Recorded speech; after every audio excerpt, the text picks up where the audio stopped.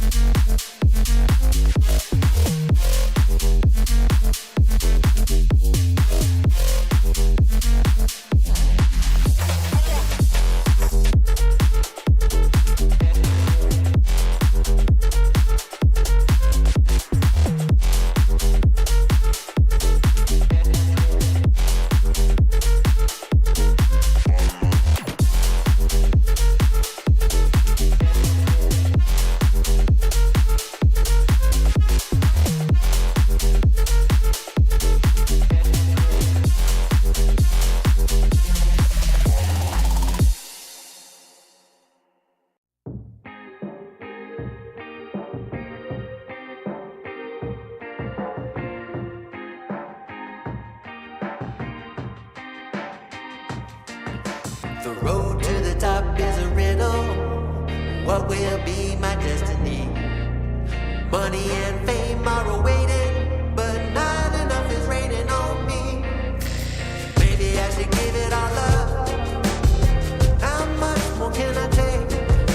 Out here singing to the heavens.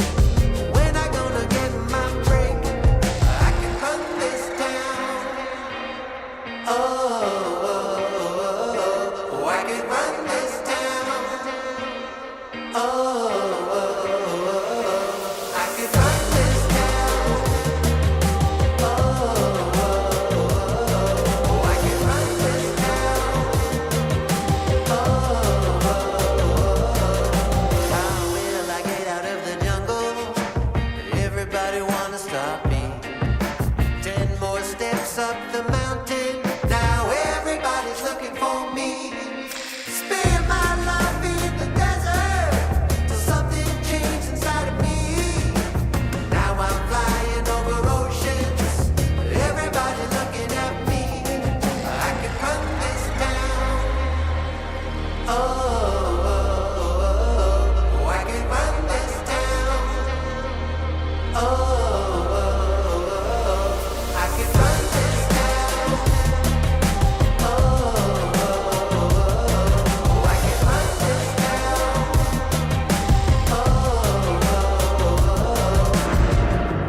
Full power, get louder. I'ma get strong, just watch me. Full power, get louder. I'ma get strong, just watch me. Every hour, no doubter.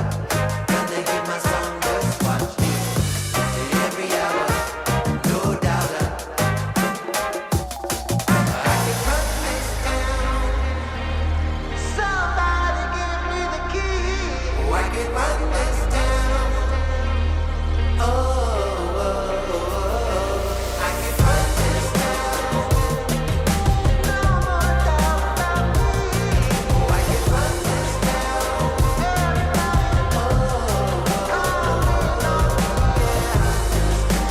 Don't you know I got the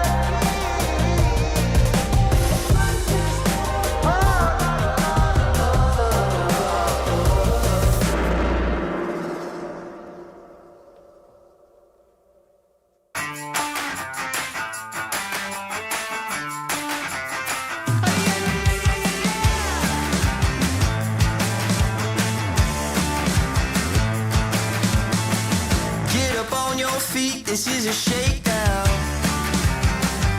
Order up that beat just like it's takeout.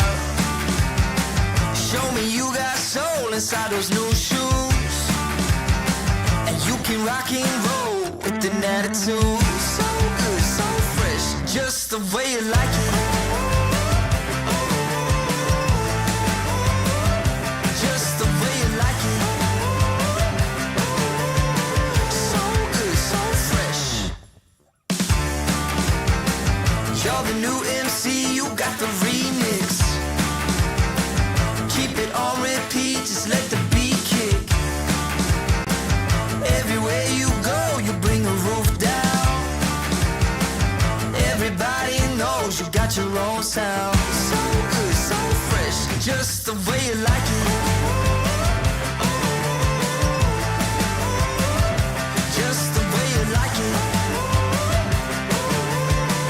So good, so fresh. Yeah, you like it, the way you like it. Oh, yeah, you like it, the way you like it now. Yeah, you like it, the way you like it. Oh, so good, so fresh. Get up on your feet.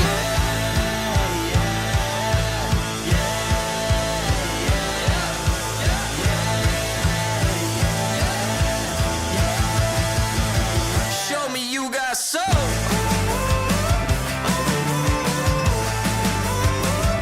Just the way you like it. So good, so fresh.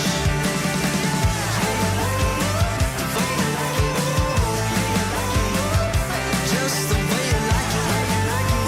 The way you like it. So good, so fresh. Get up on your feet, this is a shakedown.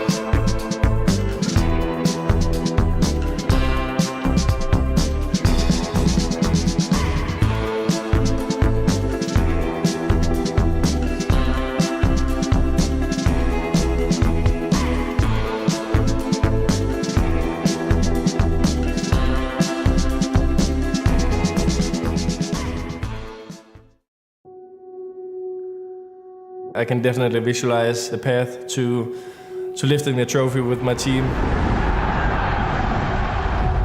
It's the goal. It's the dream coming through. Writing our name on the stairs just before you enter the stage. It's the biggest of the biggest names in esports. It's just one legendary team after another, legendary players on the rosters. I want to do everything in my power to lift this fucking trophy.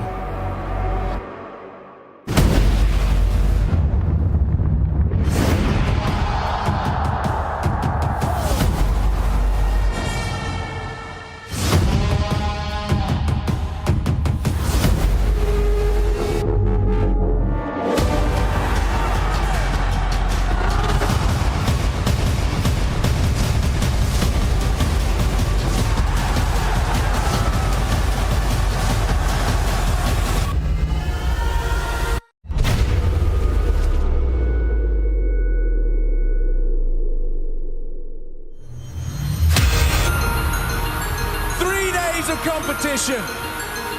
Another team will want to etch their name into greatness. Oh yes, it's what we've been waiting for. The quarterfinals of Katowice, live from the Spodek, Na'Vi vs Outsiders. 7 seconds. Hector screaming for help. If he could just deny the ball. The round is done. NPL with a hero play. A triple for good measure. Any chance? A good frag. But just playing the clock, it's Chiron to close. Spit! Secure 7.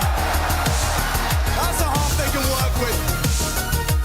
Oh, Chiron, he's going down 100-0 in the Molotov. His king can only the one. And down goes Fame!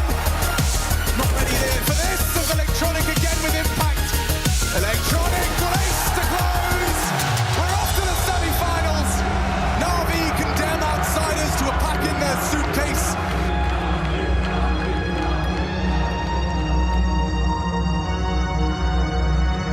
This one's getting away from Liquid. A flawless round, a flawless scoreline.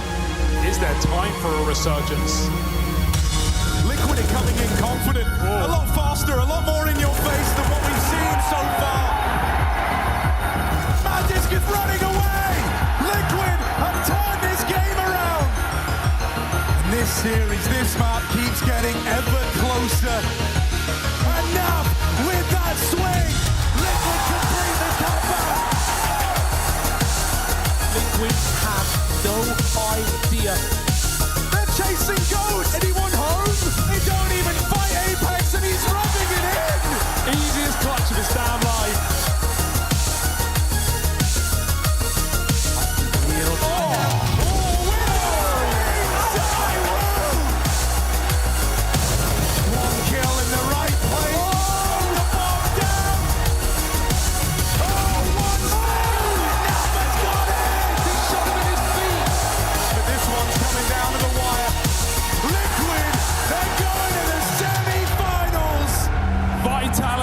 Checking into Heartbreak Hotel tonight.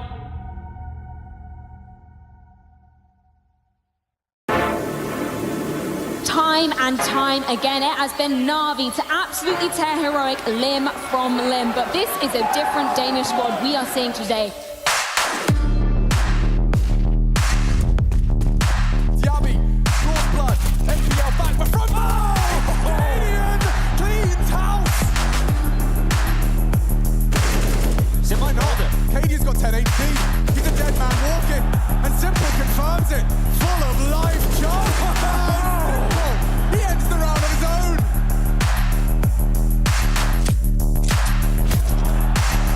Shush, break back. It's a Simple no less. A nasty death. Oh, and Shush, destruction. Na'Vi, they go down. Na'Vi. Down in the semis, it's heroic. First team locked in for their very first Katowice Grand Final.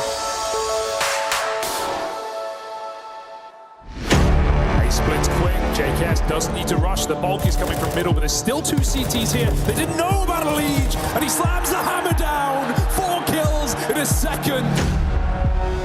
Ollie onto the coffins. Elige will still try and fight this, and that was the last bullet in the AK to find him. This was a 2v5 when it began. Health isn't great, and the molly is wrong. Hunter bides his time. He waits to strike. Hunter swings out with 4. He's looking for the ace right now. This will be a 2-on-5 and an ace for Hunter. OC is dead! And Hunter shreds Liquid.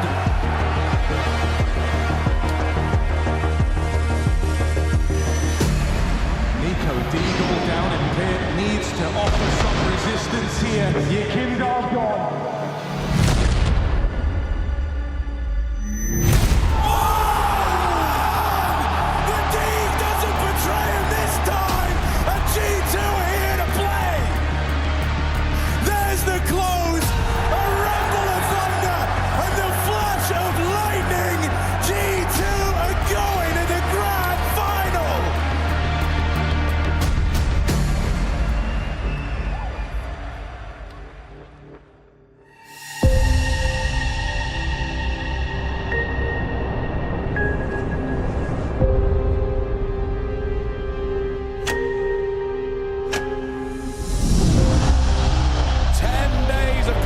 And now 2 teams won their name on that trophy.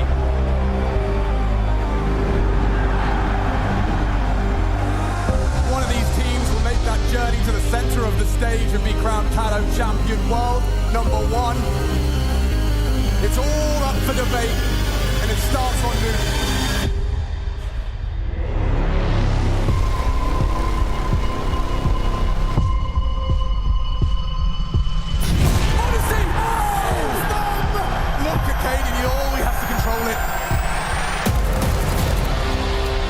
Finds the upgrade, and he needs it. Oh! Wow! Blink and you miss it! Shush meets his fate as well, and this could be the ace.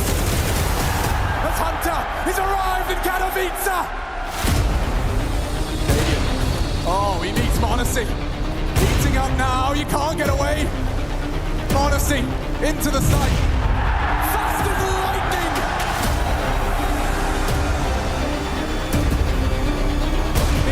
Forced into Cadian.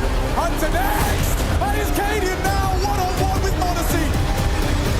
Monacy closes! 1 map away!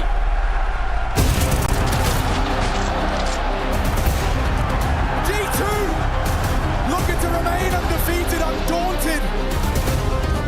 Oh, they're going to be so mad. Moves it, a passing glance.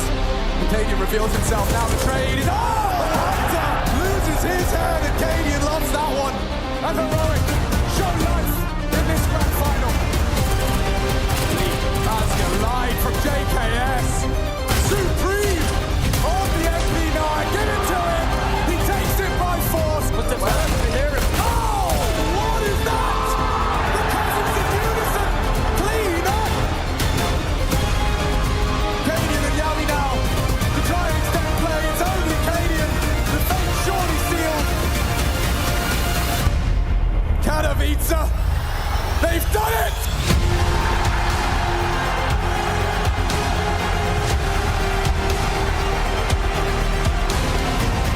From the land cafes and local tournaments now side by side, Nico, he's finally done it on his 4th time of asking. This is his grand final, this is theirs. Taken as a unit. The Katowice champions of 2023. It's G2!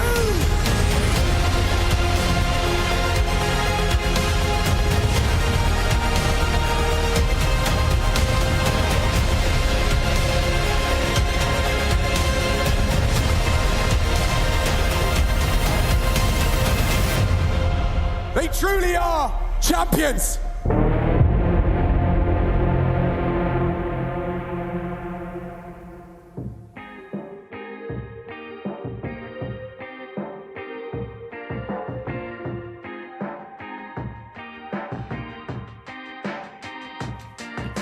The road to the top is a riddle.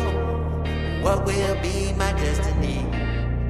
Money and fame are awaiting, but not enough is raining on me. Maybe I should give it all up. How much more can I take?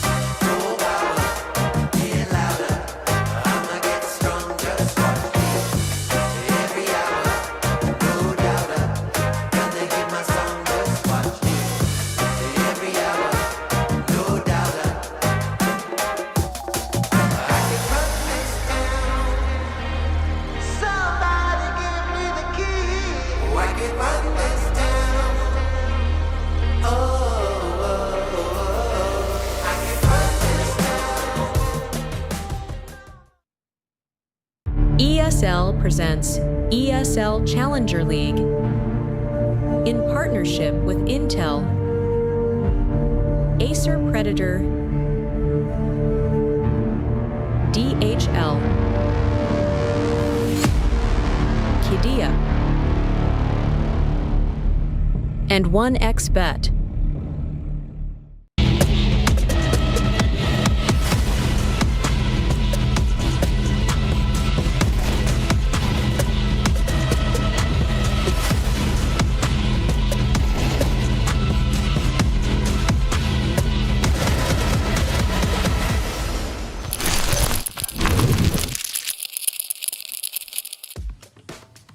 All right, well, for those of you who have been waiting, it's finally time to get things underway. It's ESL Challenger League Season 50, the big 5-0, and bringing you the match on this stream, it's in particular myself, Why Not, and Vincent on Bestia and 9Z. I'm excited for this one. We had a little bit of the conversations before, but we didn't want to get too deep into it before we were on broadcast, did we? Yeah, no, I mean, it's a matchup that we've seen a few times, that we've had the privilege of covering a few times, and that, to be honest with you, always seems to deliver in one way or another. So I'm happy to get this one, and it's going to be a good time. We're in the upper bracket, so it's all the stakes are high for this one.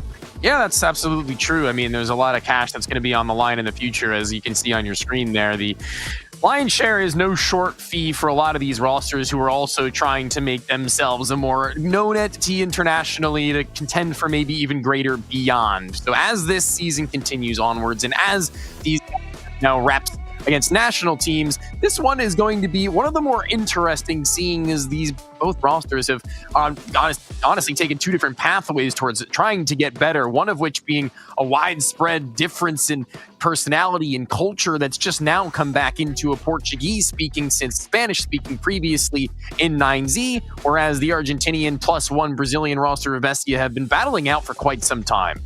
Yeah, I mean, listen, they have mostly kept that identity as an Argentine squad pretty much the whole way through, and I got respect for that. Obviously, had to widen the net just a little bit, but at some point, it's a matter of like how to win. We just got a brief look at what the storyline has been. It's pretty quick one. One win basically for both of these squads. XW7M victory for 9Z, and Bestia much more legit. Sharks 2-0 after getting a forfeit win in the opening round. Both of these guys got one of those. So it's been relatively easy up until this point. Yeah, it's certainly going to be a good feeling as momentum builds, and pressure may as well, or maybe perhaps the amount that they've been able to alleviate themselves of given these good results is going to be something that they can talk about. As trying to work in 2 new players is never easy for 9Z in particular, and we can actually talk about our predictions pretty quickly into this one, seeing as we're on 2 different sides of it. But honestly, I don't think we're in 2 different minds as far as how we can expect this game to go.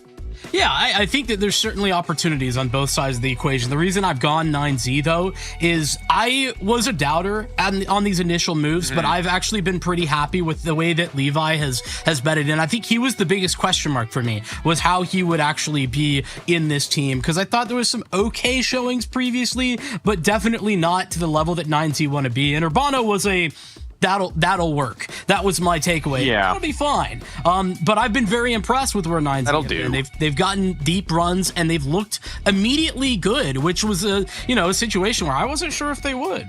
Yeah, the speed in which they were going to look as good as they were was certainly going to be a scary one. And honest and truthfully, I think the biggest question mark for me is what the future of this 9Z's roster is going to take in terms of their map pool. Because I think historically, this core, as well as this specific 5, have been willing to go like almost anywhere and everywhere and look pretty good across the board. But that's like kind of a scary thing. It's a kind of awkward prospect when you play so many maps, Vincent, that you can be a master of frankly none.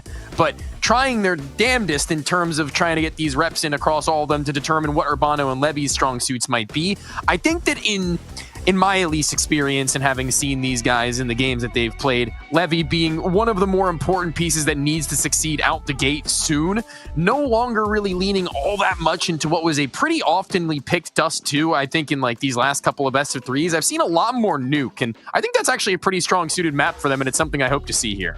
I think it is. That being said, it's tough because it's one of Bestia's favorites as well. They certainly are strong on that one. And speaking of Bestia, let's talk a little bit about our player to watch here. I think that Thomason, this is like the outside shot, but you and I were discussing when we were selecting who to talk about, and for me, the reason that he's the guy to watch is because for most of this year, he's been on a slight, like a pretty consistent downtrend that at its floor was very concerning for this Bestia team. That being said, I think that the bounce back he's had in the past month or so is fantastic. It's something that I've been waiting for. And to be honest with you, if you look at any stat line individually, it's hard to kind of parse what precisely is bad, but then you look at it as a whole and you're like, yeah, this is certainly not what it was at the end of 2024. And for me, I kind of put that down to all the roster instability, right? They had these big set of changes, right? They cut Zoc, brought in Pank, that was in January.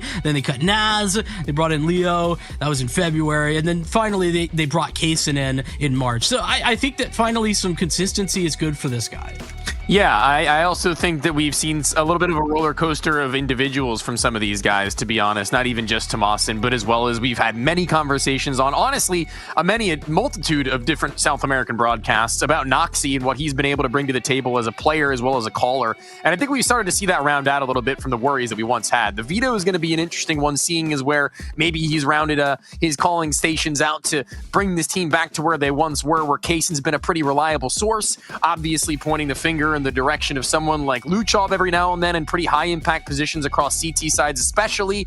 And now that we're seeing a little bit more of this United Nations of Bestia, it's 9Z who kind of hit the ground running in that regard, having Lucan as a free cannon. He could do whatever he really wanted and everybody operated around him. That's not really Bestia's forte, so to speak. I think this is interesting from 9Z. They go for the Mirage Band. That's certainly a strength of Bestia's, though I think 9Z are very good there too. I'm really not sure why they go for that, considering they leave Overpass available to pick. It's something that's just now coming into Bestia's map pool, but they've shown some good victories. The 2 games they played, they were wins. But Bestia doesn't look to punish it. Instead, they go back to Old Faithful, Ancient as per usual. And as you highlighted coming into this, man, Nuke is a favorite here for 9Z. And I am definitely happy to see that as our first map. Yeah, and Dust2 being that third does make a lot of sense to me. It's something that they've been, previously a little bit more leaned into, now maybe trying out other waters and seeing maybe they can keep Dust2 towards the end and pull it if they really need to lean on it, which in this case they might. It definitely could come down to that. I think there's actually a world where in my mind it does come down to that third more so than recent history would, make you believe perhaps. But I think overall it's a conversation as to usually when we talk about these kinds of rosters in South America, if you were to write all 5 names down on a piece of paper, right, and then draw a line across to the other player adjacent, how many head-to-head wins would you have individually and by how far? I think that in this specific instance, a little bit top-heavy is 9Z, and more so of a widespread affair have we seen recently from Bestia than we come to expect from some of their worst performances.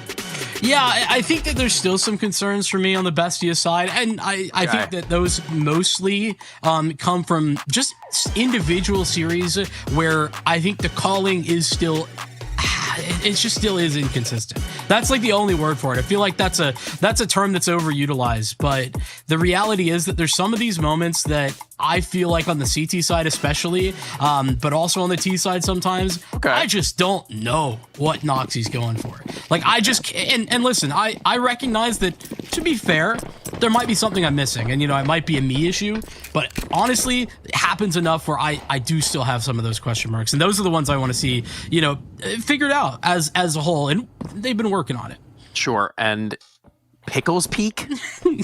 Also, it's got a new name. That's also Peak? Okay. That's going to be really frustrating, but Noxie flooring a first in Kaysen, not that far off and away, but the Teemo activation a little bit maybe too soon. Noxie not able to do a whole hell of a lot after that, knowing that Kaysen was just by his side now. What's the reaction? It's to stall out and wait, maybe to catch him off guard. Kaysen's just taking the shot as well, so as he crept back in slowly, walked that up, they weren't aware, now 9Z fully got that information. It's a little bit of a stall. They just want to wait and see what Bestia's reaction is, and Kaysen's already gone searching once, he's going to do it again. Here's a shot to the side of the head. Doesn't really matter all that much for the T's. If they were to have bomb on Urbano, he could have still doubled back to join Max, but fighting another frag, the third, as a matter of fact, is going to be a big one. And they've got the world as their oyster with 48 seconds on that clock. It's Luchov, who's just now gotten up the vent, drops back down, silently about it though. And Kaysen's just above on that same sliver. Is he going to be able to turn his attention back to the doorway in time? No ammo left. It's an Urbano 4K, an ace on the line, the round just as well. And will he plan for himself? He will. And Luchov rounding this, going to be a little bit of a jump scare. And Urbano's going to need to play reactionary. Surely has no idea he could be so close. And there goes Luchov with almost a whiff, but absolutely beautiful from Urbano. It's a shame that they couldn't close. I mean, the fact that it requires an Urbano ace after he did so much heavy lifting at the beginning of that round is pretty painful. But to be honest with you, even beyond all that, I kind of feel like 9Z didn't even overcook. Bestia just gambled. They gambled A, and fair enough. They're on the right site. I don't even feel like 9Z, it's all that much their fault. Bestia just made the right gamble stack, and it works out pretty nicely. Luchov, sure, the clutch, the 1v1 there, but it's an easy one for him to start this game off on the right foot.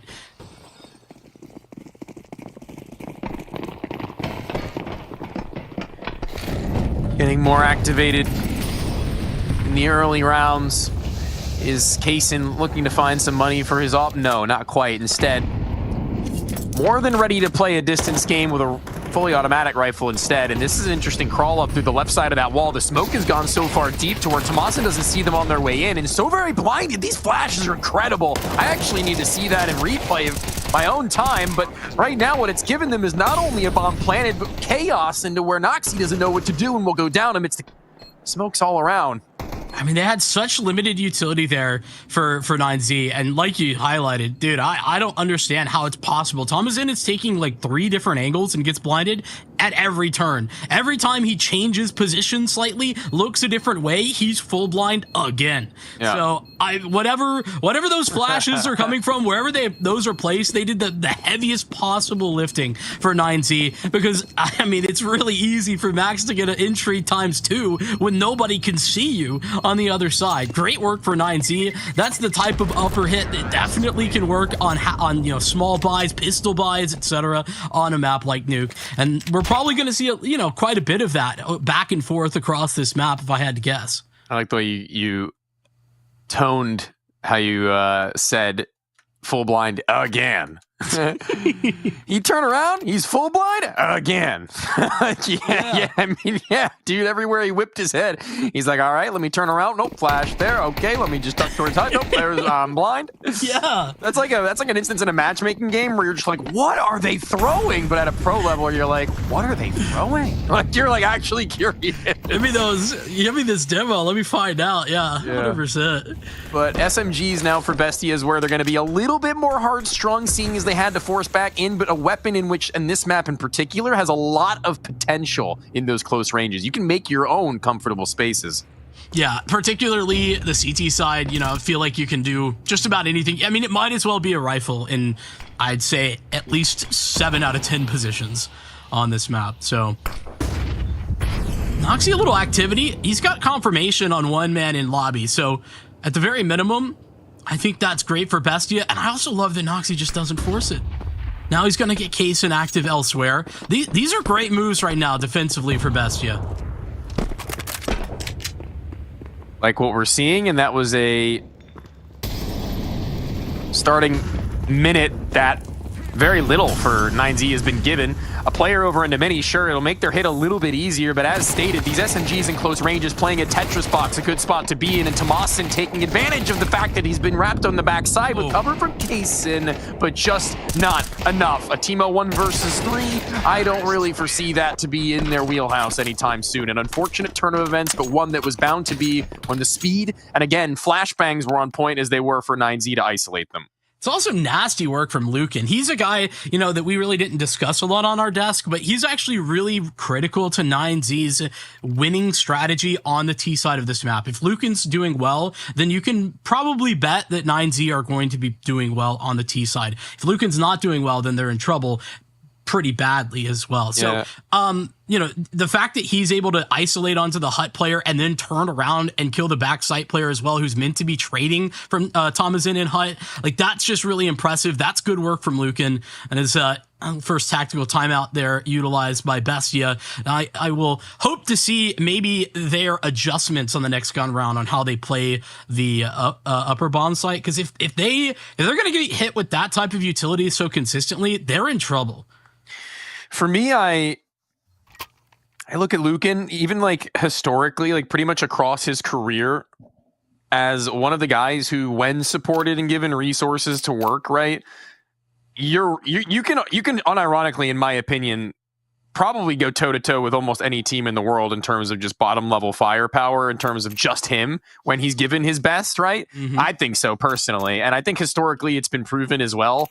But at the same point, you can't not support him and expect to win very much against better teams. But again, this level, he can kind of just tear teams in two on his own. He can walk up with a flashbang or not and find a kill, if not two, which is a really hard thing to come by from players, especially with longevity. And seeing as they've reintegrated him into their folds, he's been, as you say, an integral part. And now given players ahead of him as well as utility that surrounds him, you can see his isolations of 1 versus 1s looks good. But even then, 2 casualties, not the worst thing in the world. Another easier sweep for the T side, and I think things are going to get a little unhealthy. Yeah, you're going to see him in that spot that we just actually saw. You're going to see him playing door very often on the T side. That's usually where he's quite a menace, if we're being real. But Bestia back on for the bye. A little disappointed that we don't have Kaysen on an op. He's been so critical, I think, to Bestia's winning and honestly consistent winning here in the last 3 months. Because Bestia were a little rough looking right out of the player break. I think they've built back though quick.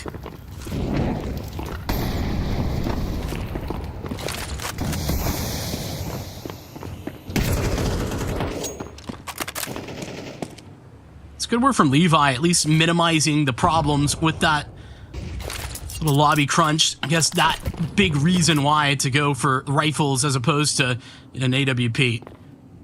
Let's get 9Z down onto the lower bomb site, and a fantastic frag out of Max. That'll level them forward and get them a whole lot of map control. They're not ready to snap towards B yet, but it's a reaction from Bestia as they sprint down. Yeah, I was going to say, I mean, having a player in the disadvantage really just makes it ugly on your rotations. The CT side of Nuke is very unforgiving for when you need to make a desperate play and you don't have the knowledge as to what's going on around you or the numbers in order to feel safe in walking it up in very linear directions and avenues to where a 9Z can much more easily isolate. Tom is in maybe a little unexpected, so now we go back to even keel, and it's Kaysen who's also played Tuck, but I think he's been seen.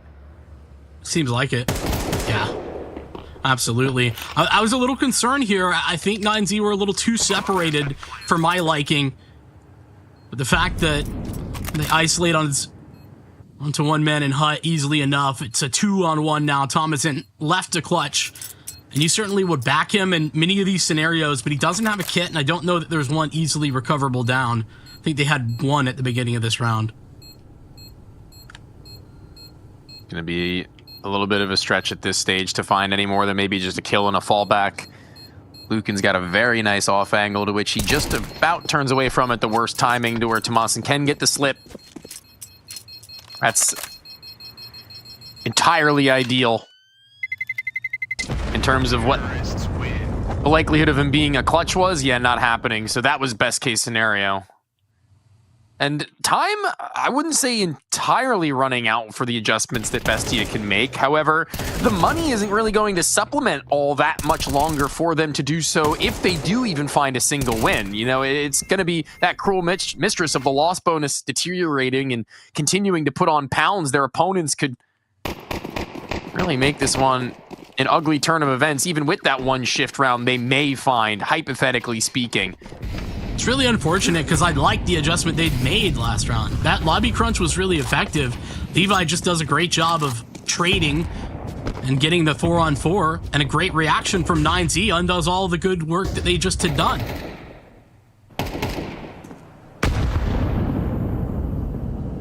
Snap of your fingers and it may be gone, but Thanos snapping a first kill with the rifle on Luchov is nice. Kaysen adding a little bit of extra spice is even better. But the fact that they weren't able to get away with either of those two weapons after the fact, mere seconds after they'd gotten them, is going to be a bit of a fall flat from what could have very well have been the turn back in. But Tomasin's AK-47 in hand could be even better. A flash to play supportively maybe later on, but it's Tomasin who's bodied up with the first of them, and the SMG at Noxie could be a point man. So frustrating for Bestia because Kaysen has to search for a little bit of information there. He really can't just sit back when Luchov goes down on lower. And now a little walk up. Paso, I thought would have had that one. A fantastic find for Timo, and Lucan isn't interested in trying to chase down that refrag either. This is bad news now. 9Z, this has been turned up against them. Separated are both Lucan and Levi. They've got to do some good work on their own. It's Levi who's next up to bat though. Hoping to clear out this B site. Oh, it's all about hopes. Hoping there's nobody in a sneaky little spot. Hoping that nobody's going to get the drop on them on the run back, but it's Noxie who's taking good movements off of Timo, just playing at those steps and noting that they made their way down, but now they can fly back up if they'd so please, or maybe they can't. The time not really for them, and perfect as the crosshair for Levi. He needed to have that kill because a second too late and delayed, and he wouldn't have been able to punch in the numbers. And Tomasin, he may know where he's gone because the timer hasn't been all that long ticked since he's gotten it off, and just trying to see if he's gone into a wider position. No, it's tucked under dark, exposed to the deep left corner, and no way to get back into red without the duel, and it's one that he invites. Well done. What a savior of this round is Levi. I think Bestia, the fact that they're down 1-5 doesn't tell you actually how good the decision making from them and their CT side has been. They got exposed a couple of times early, and I didn't love this decision from Luchov. Outside of that, Bestia goes searching in the best possible way. They brought this back. They had this round, and unfortunately for them, Levi just makes the impossible happen, isolating and finding the kill. That crosshair placement in the middle of Narnia. I don't even know how he has that so perfect. Ooh. Stars align. My heart rate a little bit high. I didn't really think that would be not as easy, but as fortunate as it could have been, to where that was the best shot that they really had, Bestia, and they made all the right moves. But as stated, they didn't really go into that with everything in their back pocket in the first place. So, you know, impressive. Almost necessary, though, and when they don't get it, now the alarm bells are ringing, and they're ringing loud. They're ringing through the whole building. they've just used their final tack. That's all. I mean, you should, I feel like. No, it's fair. Not a criticism, but just an understanding of, listen, that's how serious the issue Bestia feels it is. You're saying the same, and they feel similarly. They're on the same page, and you know what? Fair. The problem is, what I'm seeing, I don't think it's so much them doing everything wrong. I think that Bestia have mostly played a decent enough CT side from a decision-making point of view. I don't disagree. Not one bit. I not a single op for Kaysen, I don't think, in this half, if I'm not mistaken. I can't remember back. There might have been a singular, but he would have just died instantly if that were true. Because he didn't. He sure as hell didn't shoot it. And that's really awkward. Like, he needs one. Not that he needs one for himself, but he needs one for the rest of the team's sake, to be honest, because it plays such a deep and vital role in a lot of their abilities to play out comfortably with rifles in spaces that are awkward. And speaking of awkward, between two mollies, Noxie able to dance in between them, but not able to dance in between the line of fire of all the swarming T's, and in they'll go. 90 again with a sweep. Tomasin's double, it means nothing to them. Brother, there was 4 players on A, and 9Z they just walked out door into a 4-stack on A, and Bestia lost. That is unfathomable.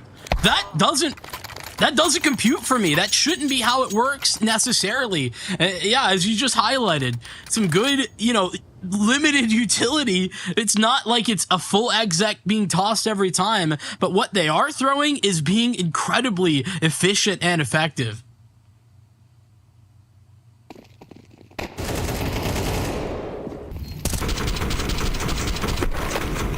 It's so unfortunate. Feels like the world is crumbling out from beneath you, and 9Z are looking smooth. Another A-site execution to which they can do nothing about. What do they know that we in Bestia don't? I can't fathom how this has just gone so far awry time and time again. The rounds taking less time one after another. Case in the last of them dropping to the site. It is absolute mayhem, and it feels like they can do no right at this round at the very least. And a 7-1 lead, 9Z standing over topside their opponent, only now going to see that sniper of Kaysen. But is it all too late? It might be. It just might be. I mean, I think it's too late for the CT side. All you can do now is begin the recovery. And to be honest with you, recovery starting right now isn't impossible or anything like that, but...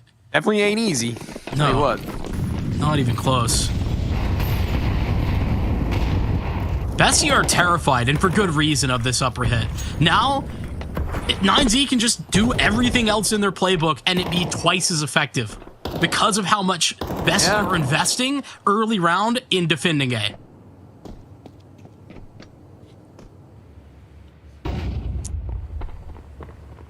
I guess that makes some sense.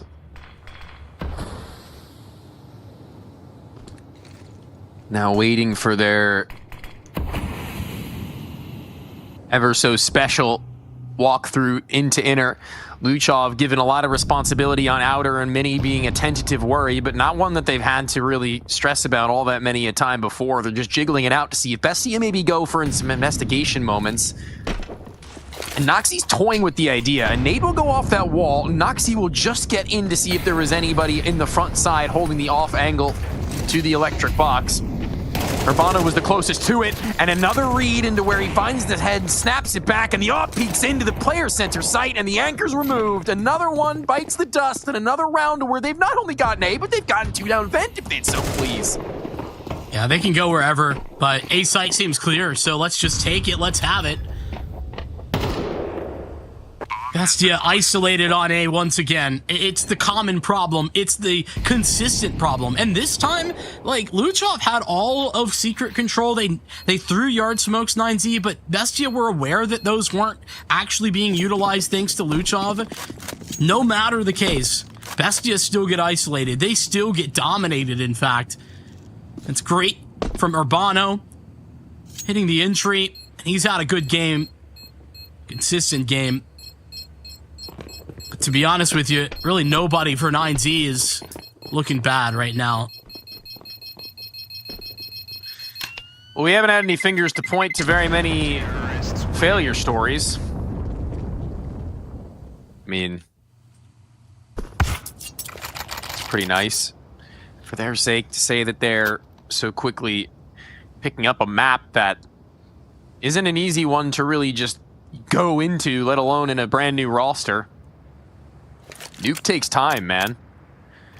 Typically. But this Nuke not taking very much time at all, for being honest. This one's going by in the blink of an eye. And all thanks to the sharp shooters and well-placed nades that they don't even really need to seem to wait, but they will every now and then in order to change the pace and get Bestia in their own heads. You know, lost bonus hitting 5's a nice smooth surf, but one that's been heard and one that's been dropped. The first man advantage that we've seen untraded in quite some time, but that's still not stopped 9Z before. Another nice reaction, though, from Max, and it's not going to work out. Luchov doing an incredible job. He does so much damage to Max, and he continues to spray, cuts off another, and survives to tell the tale. More to be done, though. Hit Bestia. Back down. They are closing in on Max. Only a matter of time. Not leaving a lot to the imagination of Bestia right now. Like, they can pretty safely assume where everybody's still playing from, as there's not really been a snap reaction and audio cues haven't been ugly. There's no way back up those ramps, especially with Luchov on the case, and he's not dealt with. We'll continue to see the same nightmares relived and re-realized. It's Noxie on upper, who needed to get some good damage in, and Luchov even then on the way. It's an ace for the guy, and something that isn't necessarily we can expect to be recreatable for the long term of this map, but something we'll absolutely take if it means giving them a chance back for someone else to say something about it. Pistol round and an ace for Luchov. That's what Bestia have to show for 10 rounds of the CT side. All right, come on. Come on, man. I mean, it's a reality.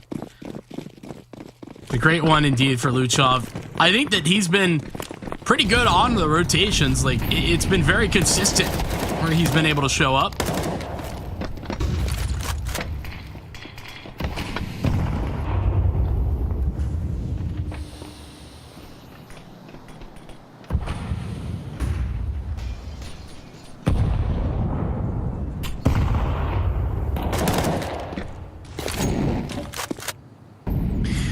This is Kaysen playing a much deeper game,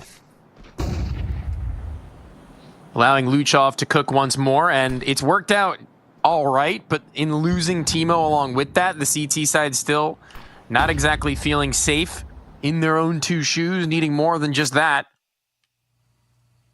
And the cards are still being played close to 9Z's chest. They have not walked onto any extremity all too far and wide, but now it's going to be a very late to be seen walk up towards this ramp, just along with a player atop a mini roof. But Kaysen, if he can manage this one, re-peeking after re-peeking, and Levi could have been posted at any point, and only now will he think better of the pullback. Not punished, so I guess all's well that ends well. Certainly could have been a problem. Noxie still down lower. Luchov now joining. 30 seconds for 9Z to make the decision on where they want to be. Seems A is the right call. Fortunately, Wasso has no business getting out of mini. A lot of damage done, but that's only going to be dropped a little bit onto Kaysen. Rifle instead, otherwise, and they don't know about Kaysen yet.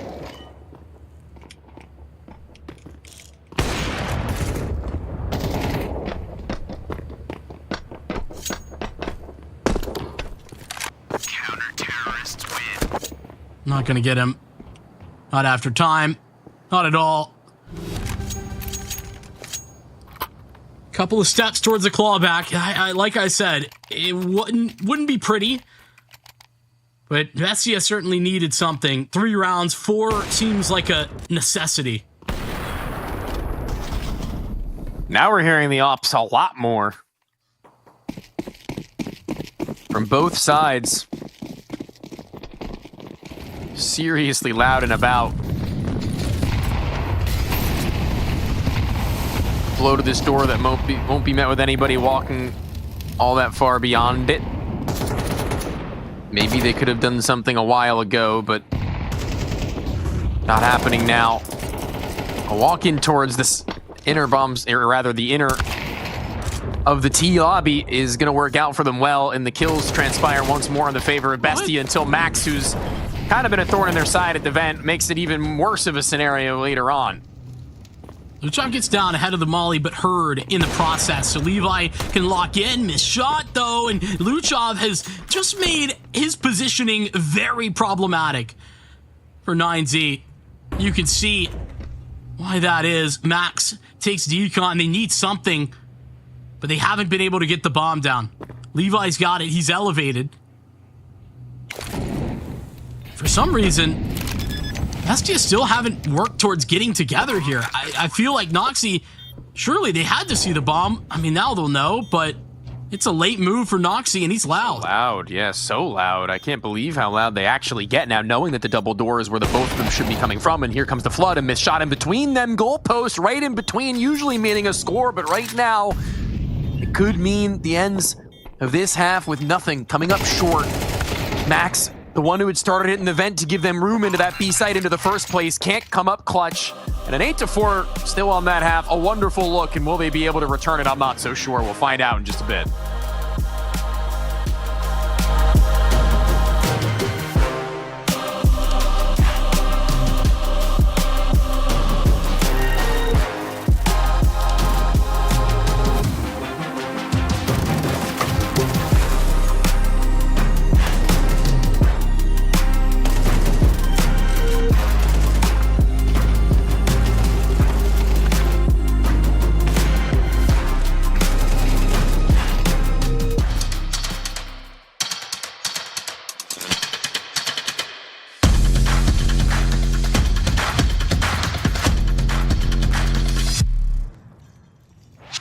Hey Future Pros, stopping an A-rush on Nuke can be vital to your team's success. So let's look at the door molly, which is a staple piece of utility when playing the map. To throw this molly, you should always be the first one up the ladders to heaven. When at the top and while running, aim your crosshair at this point shown. There can be a bit of variance here, so don't worry about being 100% aligned, as you don't have a lot of time for this. Then keep running and throw the molly. Sometimes the T's are committed to the A-rush, so be wary of a smoke extinguish, as this will be a good sign that the T's are coming.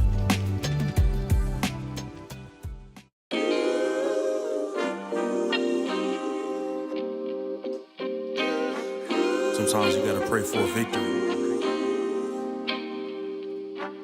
Yeah, I'm overzealous when I'm thinking about the cash flow. I never had no handouts, just came natural. I've been tested so much, all these wrestlers nice, all these different situations that I've been through. I seen pain trying to creep in through the window, but now I'm sliding through the hood in a benzo. You gotta separate yourself just to elevate. I keep some drink in my cup to see through the hate. Sometimes on the road to glory, you gotta press the brakes. I got a lesson plan for all my past mistakes. I swear I'm proud of all my best and my worst days. Proud of all my feet when I touch the ground. Front of 8 at Beijing, man, ain't know the sound. I know I made mistakes, but my mama proud. Fans scream my lyrics out in the background. They ain't know me then, but I'm hot now. They say life's a gamble, you gotta roll the dice. I risked a lot of different things just to live this life. Life down bad, you gotta pay the price. I've been through hell and back just to live this life. They say life's a gamble, you gotta roll the dice. I risked a lot of different things just to live this life. When you down bad, you gotta pay the price. I've been through hell and back just to live this life. I'm faced with a lot of different choices these days.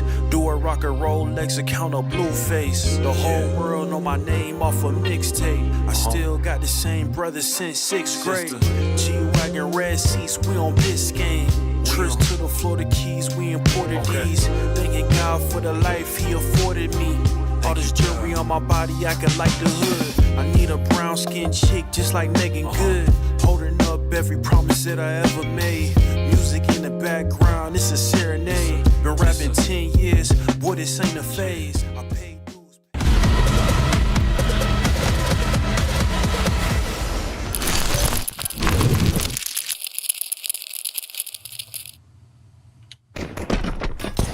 Well, that last half was a bit of a rollover for 9Z. And this pistol, I mean, we've just gotten into it, and there's already so many kills that have gone by. to where if you would have blinked, you would have missed it. And Urbano, the last of them to drop. It is a 25-second answer back for Bestia, the best they could have hoped for. Jeez, a double entry for Luchov at ramp, and I mean, definitely the guy to watch, right? I know he had that ace. He was kind of the architect of starting Bestia's return into this game, but Luchov's T-side is usually the one that you really want to talk about, how he is capable of getting you into sights, his aggressive rifling, usually a huge win condition for Bestia. I think more so Kaysen on this map usually, but as we saw, I think that with this type of score line, Bestia, you're going to need everything. Yeah, they're going to need a whole lot. And already, not that bad. As smoke is the only thing that they'll see up in front of them right now. 9Z just spamming, hopefully, in trying to find somebody in between the cross, but not going to happen just yet. It's a little bit of damage on the Teemo, but unforgettable is the loss of Max, and they'll have him now to speak to from beyond. Seems like it's going to be the target. In through mini is the move. Missed shot there from Levi. Tag following that, but doesn't stop Bestia from breaking in. Teemo at the forefront. Not fully ready to put the finishing touches on this, but as the bomb gets into position, they should get it done soon-ish. There we go. Now Luchov just playing to deny any chance at a push forward, any chance at a retake. Trying as best as they can to keep things clear, keep things even. Two players just looking at this 5-7's position and actually having been made this a little bit more messy than ever they would have hoped. That was not ideal, but this next gun round is going to be thanking Urbano for an extra $100, but it's not going to be happening into the 14th. They're going to wait until the 15th mark.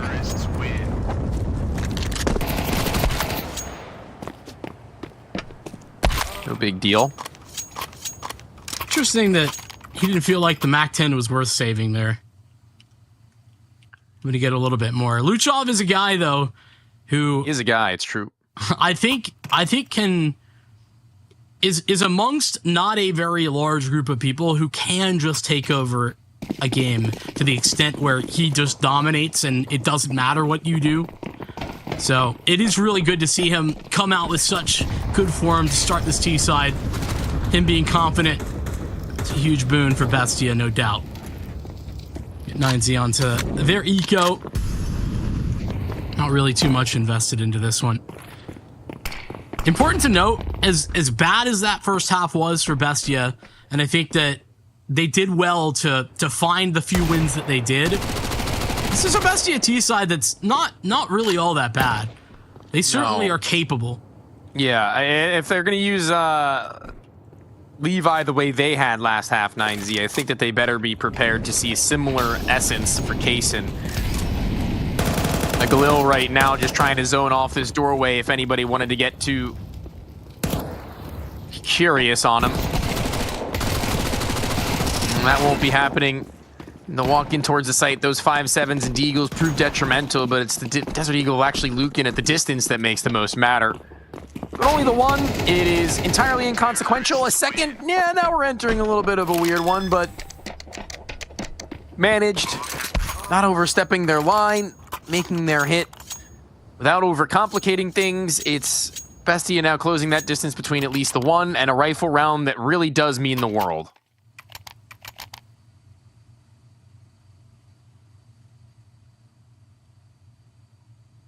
I mean, not only that, but a rifle round that if won by the T's really gets them swimming in towards a closing of conversations of Noxy and his calling style, where aggressively actually into inner. It's 9Z who look to get up into their faces and not let them breathe into what would be an execution. No A-pops for you guys. That's only our thing. Yeah, I mean, it's a move that, to be fair, Bestia actually did on their first gun round. once they first got into the mix and was pretty effective. Bestia now defend against it well. Urbano, though, activates in yard, and Lucan, he's got another one. I think that was Timo trying to creep out onto A. That's a little bit crazy. The spacing, all sorts of bad. It's all up to Luchov, and his second spray is just a little bit off. Bestia thought they were bound for a tied game. No, they are leveled, and that's after 9Z lost in the opening stages of that round. They were down into a 3-on-4. They probably get a little bit flabbergasted by the rate at which they get run over, run into, run through. Take your pick. It was just not working for them any way, as you put it. But time enough that they've given to themselves now, thanks to a clean streak of beginning rounds on this T side. It wasn't all that detrimental to their confidence nor their economy this round, though, if one could just be as, if not more, dangerous than previously slated up to be. Levi just gets vision returned, a flick that falls flat, and a Molotov that pushes him back. A rifler right next to him, but not going to be tested as they go down to B. Max is there. He was back in yard. Got a ton of info, team. Okay. Nasty shot. And Bestia, they are on B, and I don't know that 9Z have much to say about it. Timo's been a bit of a quiet guy this game. I mean, hasn't really been lighting up the board by any means, but that is the beginnings in which you would hope to see from the younger gun, the newest of them, at it over. Trying their damnedest to hold things by. It's the walk-in from everybody else that's met by Timo the Terminator again. This guy just holds it out and stuffs them as they try and find entry point from either side of those vents. Not today. Try again. Another. I thought that it would be a mistake there from Bestia. They took so long to even attempt to get the bomb planted. And once Moxie goes down, I thought it was going to be very scary. The bomb planter could go down. Thankfully, Tom is in critical kill, then Timo cleans up everything else from that point on. And then it looks pretty easy mode. I was on the hunt. I was casting with Paladin not so long ago, this Bestia team, and I liked how he talked about, or not even talked about, how he referenced these players by name of Timo and Toma. It was kind of like a 1-2 punch. Okay. The Timo Toma duo. Just thought I'd bring that up because I think it's an interesting way of phrasing them.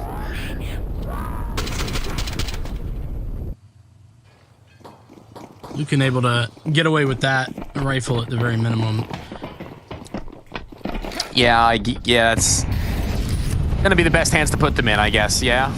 Certainly wise to allot that over to him and everybody else take up whatever they can really afford to full invest into the next even then. So the tie is still on the line, but it's Lucan who look to deny as no smokes have been put up outside. He almost finds the both of them on their crawl to lower. You can see where Bestia were at. You know, they're expecting an eco here. Maybe just hoping to catch a couple freebies. But punished by Lucan. Trade, though, is pretty instant. And so any sort of worry falls away from then on out. Just one man in defense, and he's just been spotted, and... Wow. Okay. Hold on a moment. Please hold. Urbano is looking to find another, and he's just collected an AK, Tony.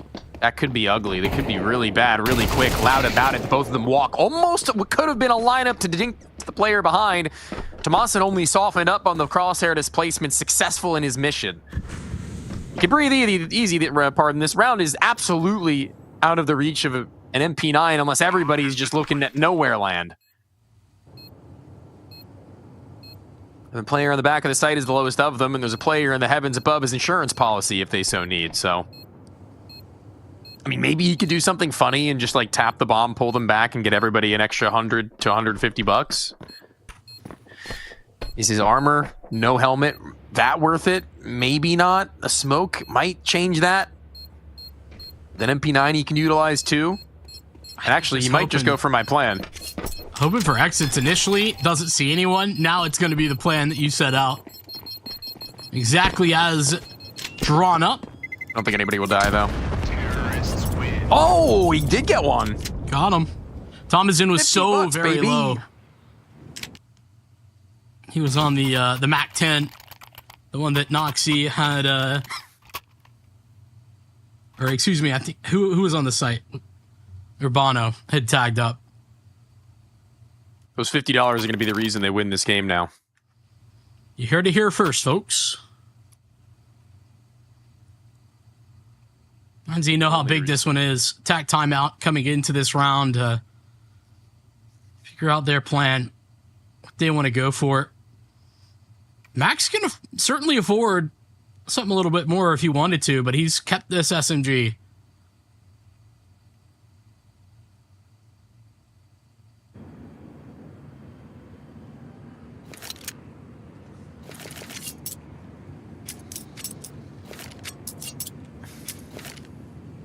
I think that that's probably the wisest decision.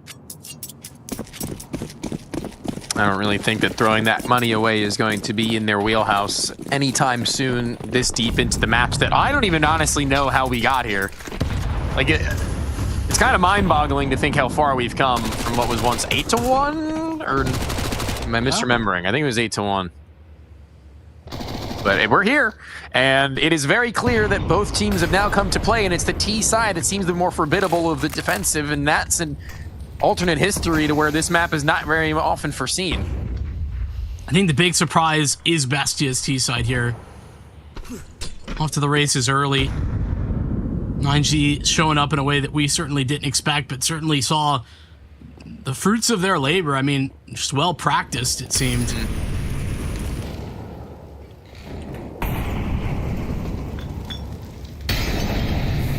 Best of the best.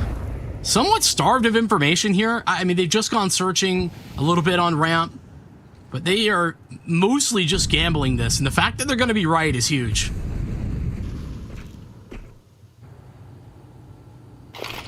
But will they like to be right? Will it actually come to matter enough, or will it only be more tilting if they can't hold it down? And into the crossfire lines they will go, and they can do nothing about this one. Picked apart one after another. Extraordinary showing. And the guns that lay to the ground can be upgraded, and that's the biggest plus to this CT side that get to use this one effectively almost as a bonus. As Bestia themselves needed a bomb plant, some kills to go along with it to justify their next couple of rounds to go off the back, but only one will not do enough. They're back, baby. They're in a weird spot, Bestia, that's for sure. A pickle peak, if you will. One might say. Wrong team. Yeah, I know. He's on the team. It's Bestia so in the... So they're in the pickle, and he's the pickle. I gotcha. That one went over my head initially. We're, And they're in him. Where do Bestia go from here? Because I think that mostly their success to do with just some good defaulting initially. That pistol round obviously huge. Luke shot with a 4K, and him having that hot start really defined their opening 3 rounds. Well, not looking entirely unreasonable to see them maybe find a couple of picks more, seeing as they've made that one look ugly in terms of the damage down at Levi, with one more deagle shot maybe having been lethal, especially if one of his teammates were able to stay in good standing. But seeing as that wasn't the case, the rotations were through, the push through the ramp goes undelayed. 9Z are effectively there in time to cover the Opera, who would have been all the more desperate if that weren't true. But when it is, things are looking reasonably more manageable. 9Z might have gotten themselves back into this half just in time. Looked like Bestia were starting to run away with things. Now economically in a rut. Thomason might be dead, but it's the other way. It's Lucan instead who falls. Thomason playing decisively around a smoke.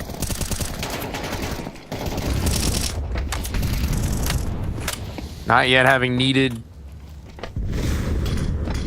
to call upon anybody to go heroically in towards this A site, but eventually, seeing as they had their opener, they wanted to make it in without too much of a pause on it. But once they attempt to, there's just so many that have gone prepped into the line to where the fire is going to be set in the site, which Luchov doubles back. Are you kidding me? What a read. The Opper, no less, the last of them left alive. It's not like he pressed tab and said, yeah, the Opper's walking up on my behind. This guy is just a sixth sense. Not only that, like, Thomason already died. He was the ramp guy. He was the one. Like, I don't even know how he's got that information. Thomason killed the ramp player early into this round, and crazy to get this. Not quite sure where Max was looking. Thought he was door, I guess, but perfect time for Bestia to find a win. Thomason gets down. Might not matter. Lucan holds the line. And if he gets another one, call this one quits, but it's not that. It's not quite a 3-on-3, but look at the damage Bestia has sustained.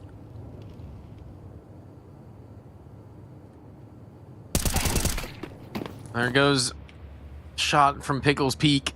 Wasso Peak for those unaware. Just to reiterate. And seeing him find that means that things are a little bit more easily spread. I mentioned earlier on in the first half that a CT side, a man down rotations, they get ugly. They get really awkward. They are not comfortable to work around.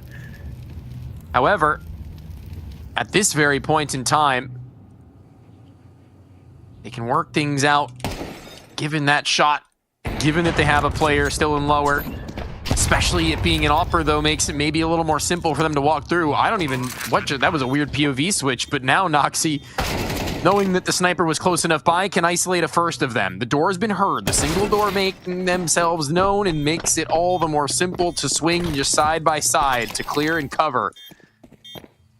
That's map point. I mean, it's kind of crazy that it happens like that. So what actually happened is that Noxy's nading door...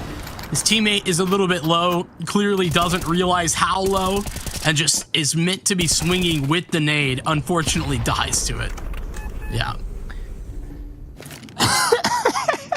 Yeah. These things happen, dude. It was a good idea, bad time. Like, yeah, they happen, but now 9Z have map point. Now they have the chance to pull this off. Oh, it's all good. We can win on these pistols, I think. Methinks. Tomas and AK-47, the lone rifler, and Luchov having done oh so much in this game, not being gifted over one of his own. The dynamic duo may have been something for me to have some hopes for, but he's been left to fight on outside with the utility that he's got in his pocket, and he's dumped it all in one go. Get him down. This is actually like a classic Bestia early round. Get Luchov down, somewhat alone, pop ramp. That's the plan.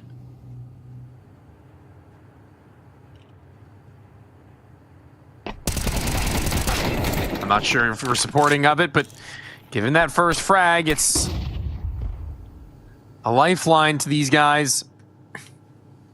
Creep back in from Levi to see if anybody else has lingered. It's just a singular body laid to the floor and nobody to retrieve anything off the back of it as Max was so deepened. Noxy's got one flash, one molly. That's going top hut, and he's just doing the flash. Fake towards A, but they still commit to ramp. Makes some sense, but Lucan's been sitting here all the while. He's going to be the last of them to jump, and speaking of a jump, it's plucked from the air, goes the ramp. Wow, Lurker. I actually don't know how this one's gone so deep in toward the favor of the T's, but those pesky CT shadows get the better of them. What? This is insane, this round, and how they've won it. I don't know how any of these replays can be foreseen. It's so many of them in such a short span of time, Vincent, that you would have thought it was spread across a half, but it's still going to be the win nonetheless at the 13th. I mean, that'll do, I guess, for 9Z. A devastating T side that they put together. And you know what? Sure, slow start for their CT side, but then they have so much time to work with. They find a way to bounce back. They find a way to stay alive until the back half, where then they will take it over the line. I mean, I'm impressed. with where 9Z are at coming out of this. I think that this is an adjustment for them. Previously in this series against Bestia, they've gone for Dust 2, and though they've won it in the past, they lost it last time they played. So I think that an adjustment needed for 9Z. They make that into Nuke, and it shows that they are prepared. I think you got to be impressed with that.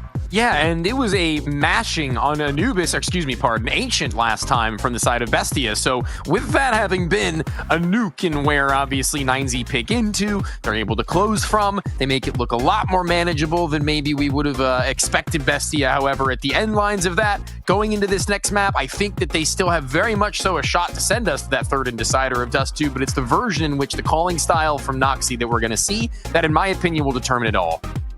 Yeah, I think that's a fair point. To be honest, I think that we didn't see any of those question mark moments from Noxy over the course of this map at all, which is a huge W for me and just for the Bestia form in this series. The fact that we walk away with our thought process of that CT side being, man, 9Z played really well, didn't really have any notes for Bestia doing anything wrong, more 9Z doing a lot of things right.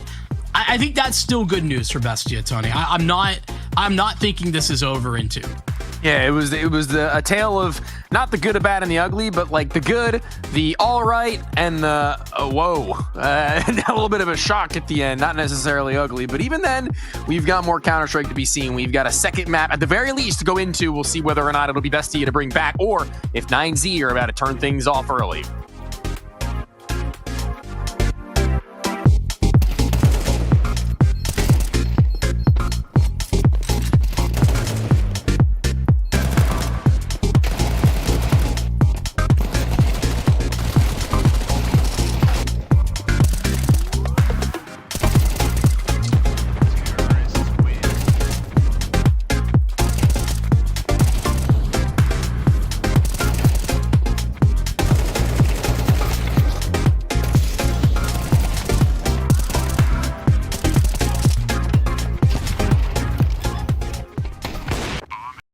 Damn, guys, we almost had this.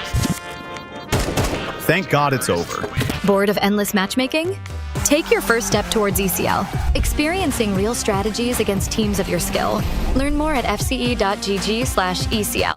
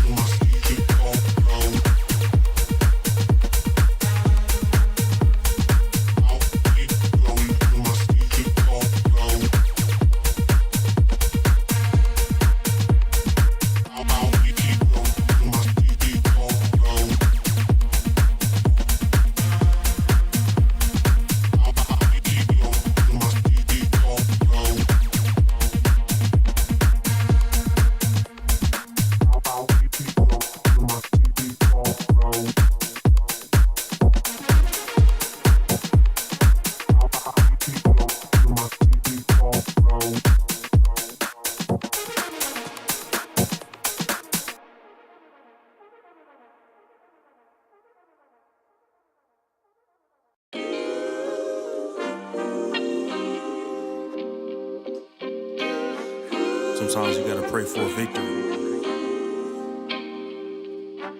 Yeah, I'm overzealous when I'm thinking about the cash flow. I never had no handouts, just came natural. I've been tested so much, all these wrestlers nice. All these different situations that I've been through. I seen pain trying to creep in through the window, but now I'm sliding through the hood in a benzo. You gotta separate yourself just to elevate. I keep some drink in my cup to see through the hate. Sometimes on the road to glory, you gotta press the brakes. I got a lesson plan for all my past mistakes. I swear I'm proud of all my best and my worst days. Proud of all my feet when I touch the ground. Front of ain't it Beijing, man, ain't know the sound. I know I made mistakes, but my mama proud. Fans scream my lyrics out in the background. They ain't know me then, but I'm hot now. They say life's a gamble, you gotta roll the dice. I risked a lot of different things just to live this life. Life down bad, you gotta pay the price. I've been through hell and back just to live this life. They say life's a gamble, you gotta roll the dice. I risked a lot of different things just to live this life.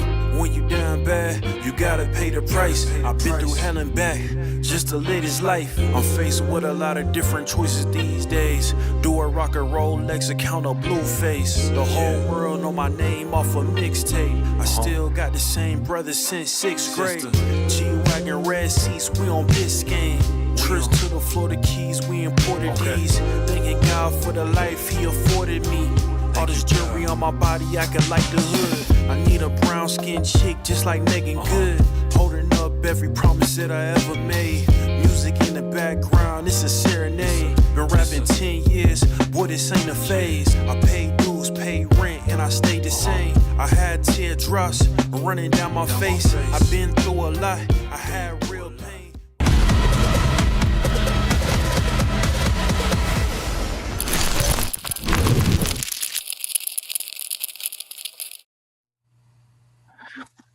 Well, I mean, that last map was nothing short of fun. It got all the way down deep into the distance to where T sides typically don't look like that from either of those teams, but even still pulling over with their necks just ahead in that finish line were 9Z. Vincent, what we had just witnessed, did you agree that we went into that one not really knowing 100% what to see, but got pleasantly surprised or unpleasantly surprised? I'm very pleasantly surprised at what 9Z's T side looked like right there. And I think that the fact that it wasn't like Bestia mistakes or anything that made it look so good on both sides. I mean, genuinely, I feel like half the time I walk out of like a Bestia game, it's like one of two sides of the coin where I'm like, oh man, they looked amazing. Or on the other side of it, man, what did I just watch? What was that? And I didn't feel like that at all. And I think that is positive signs that we're probably going to see 3 maps here. Ancient's been such a home ground for this Bestia team for so very long, but I think you have some questions about that, and I think those are fair.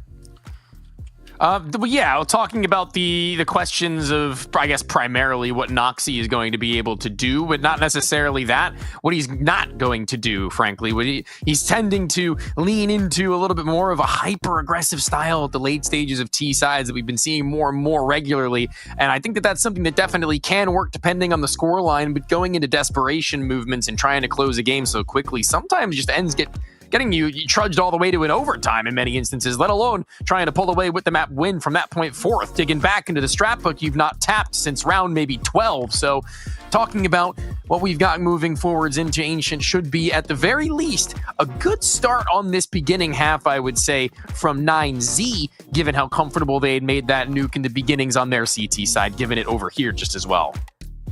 Yeah, I mean, and here's the other thing, right? This is a 9Z map that listen, I know they got smashed last time, but I've been pretty impressed with. Like, I think that there's a lot of upside for 9Z on this map. Sure, you know, Flux have beat them recently, but they've taken wins against Sharks, and they've had wins against Audic, that is also a really good Ancient team. There's definitely some things to like here for 9Z. And the form that they just showed us, I think that, sure, it dropped off a little bit in the second half, but I just want to like credit Luchov on the other side for a lot of that. I think that they show it up like they did on Nuke. This could be a 2-0. I don't think it will be, but it certainly could be. It has the makings of one, and I think definitely I'm near the same boat as you on that fact. And I think that it's going to be a fun one to see the sniper rifles brought into a little bit fuller of a force than over on Nuke. I think that's something that they're certainly not going to be regretting, but going to be having missing from a majority of that last game. I think even talking about when we did start to see them out, it was kind of the battle that we were hoping for it to be, but it was in the second half above all things. I'm not sure where the money management aspect came from for the side of Bestia, but honestly, now that I think about it, that's an issue they run into on Ancient every now and then as well. They do. They tend to get into this trap of like, I'm going to say over force buying, and I mean that in as much as it's not even exactly like unreasonable decisions that they make at every stage, but then when you look back on the entire half as a whole, you're like, oh wait, we had like 3 full buy rounds like with everything we wanted. That's a problem. You know what I mean? It's not as much every decision doesn't make sense. It's all of it. I could see the argument on every point, and then you get to the back end of it, and it unfortunately leaves you wanting. Yeah. On the upside to that, though, I also think that for the Bestia side, that does mean that they tend to keep up the pressure very consistently on their T side, and I do like that about their T side, even if there is those question marks that you highlighted about some of the calls. Yeah, I mean, we can question mark as much as we want, especially when things are going wrong, but when things are going right, they're going oh so right, and it feels like Luchov and Cave is one of the actually CT-sided biggest things that we've got going on this map in particular, but we won't be seeing that soon. But when it does come around and about, he having a massive nuke, an incredible showing despite a loss, that's somebody you're going to need to be having those sorts of individual moments. That's somebody you're going to need to be able to control that side of the map pretty much single-handedly in some instances. Also willing to take so many risks. I've seen him face smokes, walk through them, fight beyond with a flash, sometimes even going for spams that more successful than he'd know gets them round wins, if not kills at the very least, that gets him in the, conjunction junction. But going into the offensive, I'm not entirely, I guess out on Luchov, but he's not really being given a whole lot to work with. If I'm not mistaken, he's like their bottom mid player, like lurking typically, and when things aren't going right, they're going really wrong for him. Well, he's their aggressive mid player. Thomason, I think, is like, if they're in that setup, they're going to be the more passive lurky player, like if that's the situation. But if they're early mid, Luchov is going to be taking that contact. Typically, he's going to be the guy getting the flashes to be sent out. And that's kind of when I describe this Bestia's T side as like running through Luchov. That's kind of what I mean, and it's exactly how you described it right there. When things are going right, dude, Luchov is him. He's the GOAT, it seems. But when things are going wrong, I think the Bestia do have some struggles trying to find the next step. Like, what is the next logical move in the iteration? And in the past, it had been Thomason, but more recently, I guess I should say, over the last like 3 to 4 months, that's been something that hasn't been there as much as I had seen in maybe late 2024. With that being said, I think part of the reason that we were leaning into when we talked about the player to watch there is that Thomason has had this big 2024 and a little earlier into the year, the guy that was super reliable to be the backup plan. So I'm excited for that, especially considering he didn't have a bad nuke, but it was pedestrian. It wasn't anything special. I'm excited to see what that looks like if that's required. Something, out of Bestia. That is another exciting part of this Bestia team. Yeah, and kind of also, backpedaling over to what we were talking about in our pre-show regarding him is that when he isn't going absolutely nuclear, it isn't that big of a deal because now it feels like they've got pieces that can do that for them every now and again. It just helps so much when he is, right? Like when he's having a takeover game nowadays, that basically just means they win, right? With Luchov and Kaysen, if he's having that game, there's no like real question mark as to, well, is everybody else going to be able to play well? Because the answer is like 99.9 percentile yes. And that's what I kind of like about this team too, because once he does find that like forever form, Thomason, once he finds himself, maybe a little bit more well-rounded in any possible way, shape, or form he may be able to be, then that's when they'll notice that they've hit their limit. But maybe having hit our limit in just chilling out for a moment and trying to make things a little bit more of a story. We'll throw it to a break before we pop back in for the actual gameplay itself. Don't go anywhere.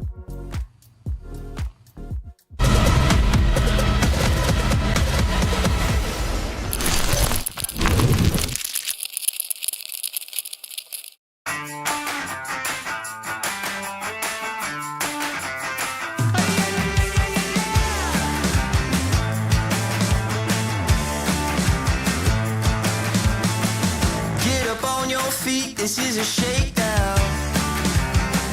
Order up that beat just like a takeout. Show me you got soul inside those new shoes, and you can rock and roll with an attitude. So good, so fresh, just the way you like it. Just the way you like it.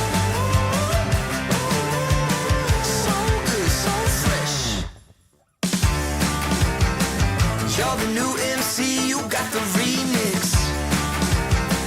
Keep it on repeat, just let the beat kick. Everywhere you go, you bring the roof down. Everybody knows you got your own sound. So good, so fresh, just the way you like it. Just the way you like it.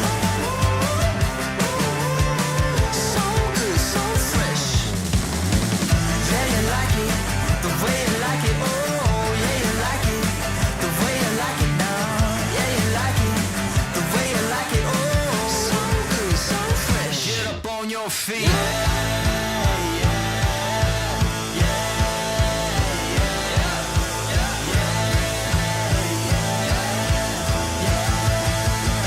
Show me you got soul.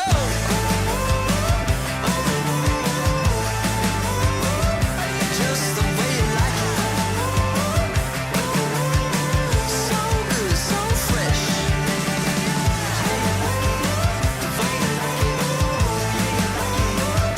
Just the way you like it. The way you like it. So good, so fresh. Get up on your feet, this is a shakedown.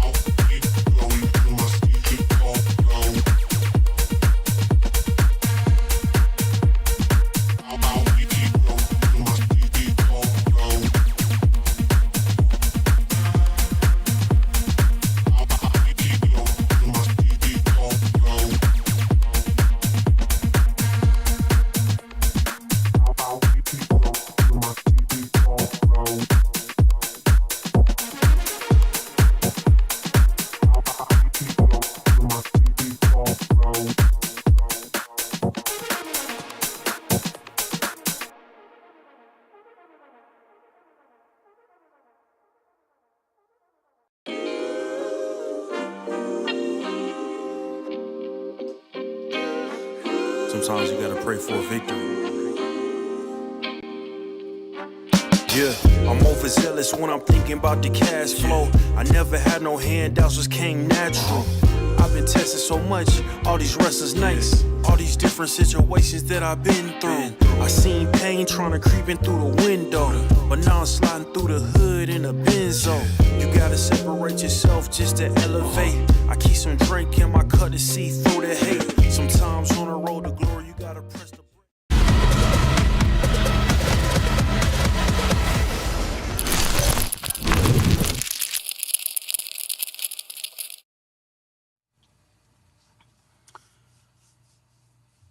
That pesky Steam maintenance gets you every time. The good news is they can't keep us down. We are back, baby. We got Bestia 9Z, who stole away a nuke. They picked it, but man, did they look good on the Bestia's map pick. Yeah, they were definitely giving them reason to believe this game is not going to be any short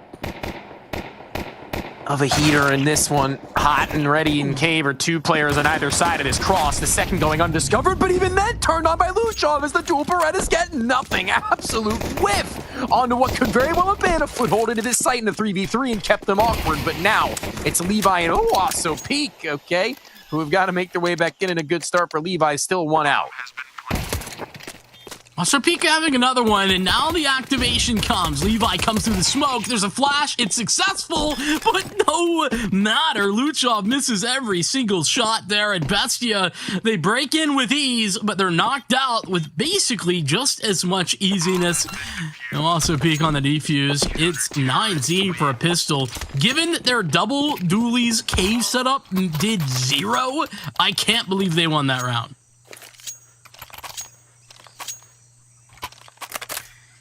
I really can't believe it either. I'm almost in coach mode right now, just looking back on how that could have gone so wrong, to be frank, because they had everything they could have needed in terms of their numbers as well. They could have bodied up and taken something a little bit more aggressively, but instead the scattered and spread is what allows the 9Z players to get duels, in which is much more easy for them to tap away. And this one, not a great feeling if they're going to be playing up against them, a map down, losing the pistol round, given all those platitudes. You know, to be fair, Levi had like one chance. Don't care. Literally one opportunity, and he just nailed the headshot. So, credit to Levi at the very minimum. No credit. No smiling. No happiness. No mid player any longer in Luke. Max, run for your life, because things have gotten worse. It's not just a mid player, it's an A player that's gone. Rotation being made in the form of Levi, but that is not necessarily going to be there in time. I say that. All right, Bestia. These are the times where I get concerned. Where sometimes I think Bestia overthink a little bit. You just need to play together. Or play as far apart from each other as possible if you're Luchov. But he's all right. I mean, he's low on HP. He's just trying to maybe get a little bit of a freebie if anyone goes into this one not expecting him, but that's not going to happen. They're instead going to group up into the B site, and they're giving a little bit of the tastes of their own medicine. Yeah, this is exactly the mirror image of what happened at the first junction there at Nuke. It was Bestia to win the pistol. 9Z immediately bought back and won. Bestia indeed do give them that taste.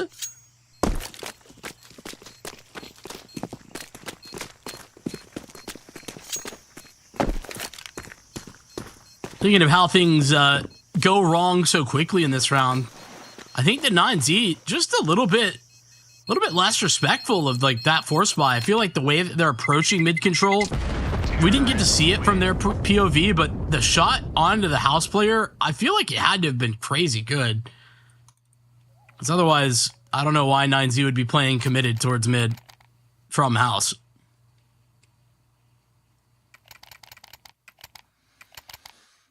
Yeah, definitely not making it look like they were the masters of their craft in that hold initially, to where Lucan is pretty much always a player, especially considering that round he had a rifle. You can let do things on his lonesome, really just let him loose and make decisions for himself, but his decisions come to cost him, and that's pretty quick.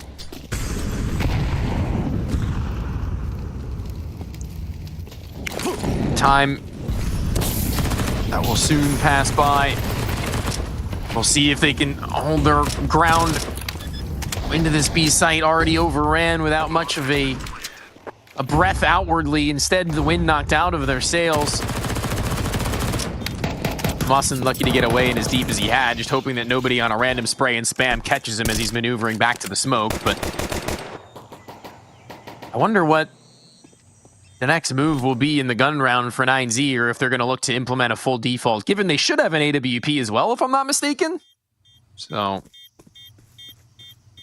yeah, I guess it depends on what they do this round, or this upcoming round, buy-wise, but if they manage it correctly, they should.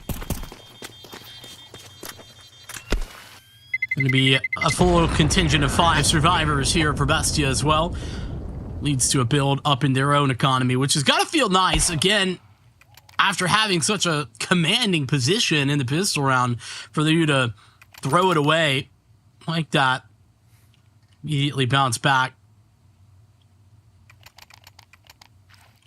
Because on the one hand, I do think that the Bestia can sometimes get stuck into that like B play mindset, but their B play is good. Yeah. I think that's something that 9Z are going to have to tussle with in that upcoming gun round, or if not then, very soon after. Yeah, and this is kind of a prelude to what I was saying before about how Noxie calls his T-sides, man. I mean, it's just one after another, a hyper-aggressive walk and run. It does not stop. Trying... On a scale of 1 to 10, how tilted are you if you die to a deagle from shelf to bottom ramp, and you get killed by Pickles Peak? Yeah, I'm probably like a 7.8, maybe an 8. Okay, yeah. On the mad scale, I'm pretty mad. Pretty darn mad. Okay. Okay. Don't worry about it. Okay, worry about it. Worry about it. A rifle's in hand. Pickles Peak has gotten inward even deeper. Almost a headshot onto the next. There's a smoke to the bomb. A full 5 seconds. They got a kit. They have it. Dude. And not only that, but they killed everyone but one. Oh. Okay. How What breakdown time? What matter How you does if you died at Pickles Peak from a 1D from top shelf to bottom B, and then they pop back into the site and defuse the bomb and everyone dies? How mad are you? I'm a 10 out of 10. Because I'm on a 9 right now. I'm not even in game. 10 out of 10 if I'm in game.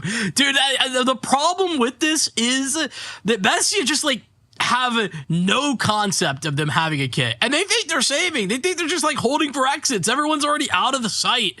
And Kaysen is respectfully doing something, fumbling with his gun for no reason apparently, just trying to like deny the gun that was dropped there by the Deagle. I don't know. At that point, just worry about you. That can't happen. That's not allowed to happen. One of the chats, by the way, I forgot to say from the break that we had because Steam was down was, casters, can you please fix Steam already? Turn it back on and off again. I did it. You're welcome. I thought that was funny. A Twitch chatter with a sense of humor, but I'm not laughing about how last round was, and neither Bestia, because you know what? They said, screw Russian B. Let's take it over at A with a little bit of a run and a trot. They're just trying to get these rounds over with as quickly as possible. Hopefully they can hold this bomb site, though. Man. This one's harder to hold than the B site, to be fair. Great work from Thomason. There's that late lurking position that we were kind of talking about in the pre-show. He's usually going to be the guy late in elbow, coming up mid, or sometimes a little bit more passive, it all dependent on how things go for Bestia elsewhere. But this round, it goes swimmingly. I do feel like this is the epitome of Bestia as a whole, is the ups and the downs that we are experiencing right now. We up. Oh no. How soon until we're down? Just around the corner. But back up for the time being. 9Z stolen away that round previously. Now they can get Levi a free op at the very minimum.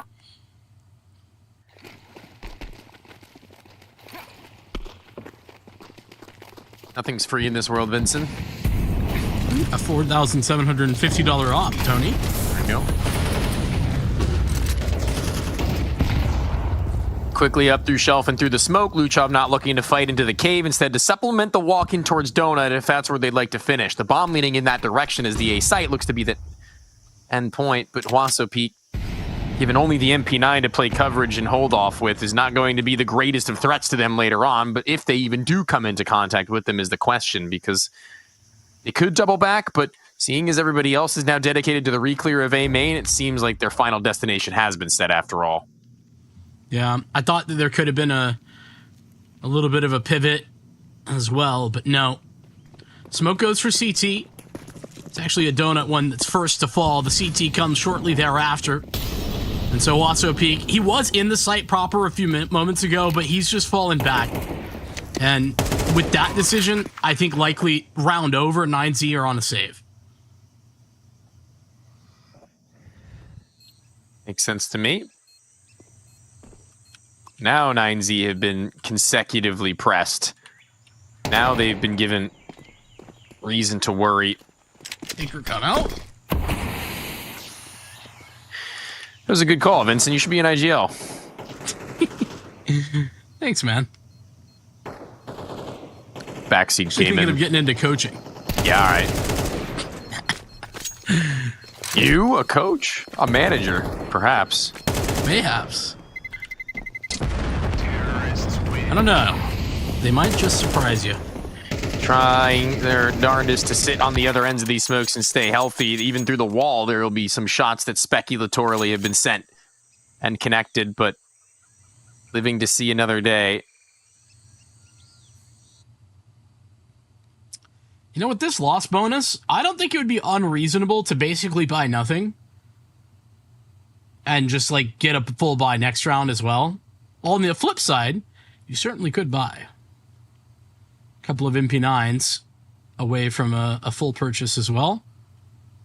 Just kind of the perspective you have. Which direction do you want to lean? Speaking of ops, though, Levi has his saved, but Kaysen has his first. This T-half. I've been pretty impressed, and I don't know, I'd have to like go stat fact checking on this, but I've been pretty impressed with how well Kaysen gets value out of a T-side op on this map. I think he does quite well at it, considering how difficult it is. I have a faint memory of him having a nuclear performance at some point in time, but Levi, having been tagged up as the first of them in the engagement with the AK-47s launching in his direction, will be able to send a shot in response that's more lethal to them, and so too will Lukin, as the smoke in front of him as well as behind is going to call this one a little bit awkward, but Wasso Peak still with some sight lines. Even then, they will battle around the pillar and find openings that they would have otherwise been hard-pressed to. A little concerned for Bestia and their spacing at the beginning of this round, but the fact that they just waited out, they get into position, and now they get the bomb down. The next question is, where do they reposition to? Getting Luchov into cave, that's certainly step one. Max likely to be dead, and there he goes. As Noxy steps forward, the rest of 9Z will step away. Levi hoping to save the big green that he had taken from the round prior and do it again. Highlighted the reasoning for maybe an eco around those weapons. That's what 9Z did. And they're actually going to get an AK. They found one. This is pretty huge for them. Oh no.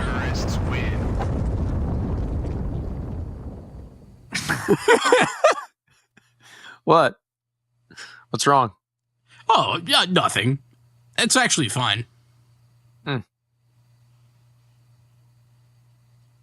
Okay. We only lost half the players in the game. All good. No. Vincent, these things happen. You got to be more loose. At least Urbano got the op. I mean, yeah. I mean, being at the end of the round, obviously, nothing going to be able to be done about that. But didn't lose everything. 9Z, at least from that perspective. How you feeling about Bestia's T-side thus far? Thus far, it's exactly what I was expecting it to be, and it's performing as good as it can be, whereas there's an inverse world in where it is a nightmare scenario. So it's exactly what I was hoping to find, and it's the same story for them. It's exactly what they were hoping to see just as well. Yeah, no doubt.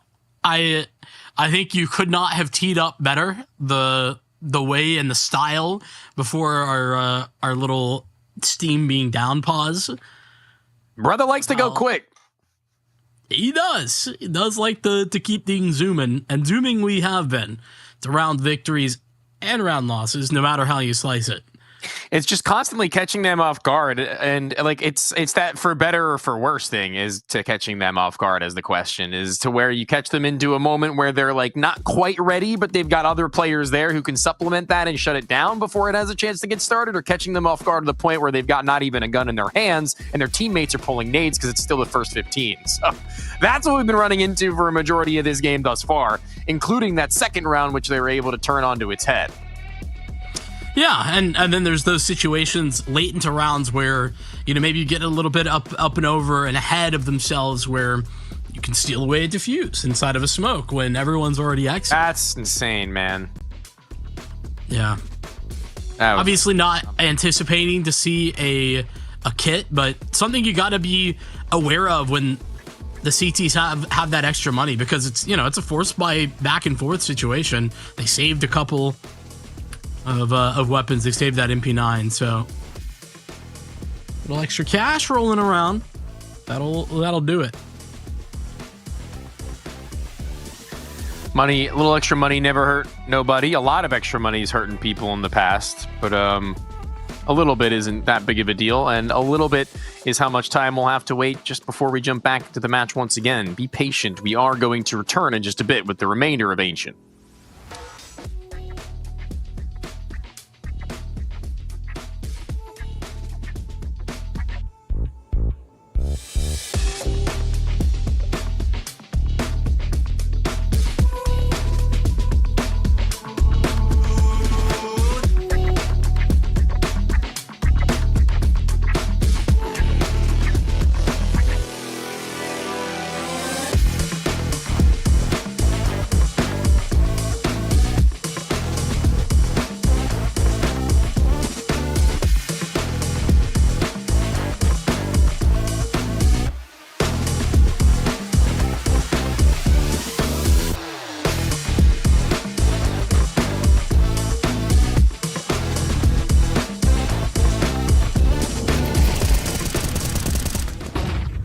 Alrighty.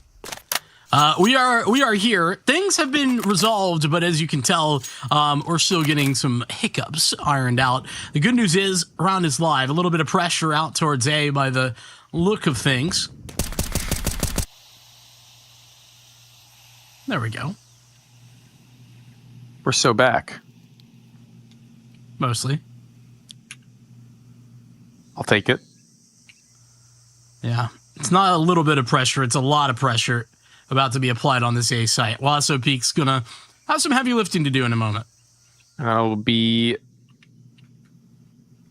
Luchov to walk it in at first. Looks to be the clear and slow, a much slower approach than we've ever seen from this team, it seems. An elevated player with a molly at the feet. It's actually he who's low enough to where it'll be evisceration on that sight line, where held even further beyond that. It's Lucan who keeps coverage of his teammates' left side. They can both delegate responsibilities to one another in hopes that there should be a lock-in pinch. And the two players left standing, well, make that now just the one. Tanoxy, as he's just gotten all these angles held and 0 kills to him, and he's not going to acquire it now. Yeah, I don't really know how I feel about that call out of Bestia.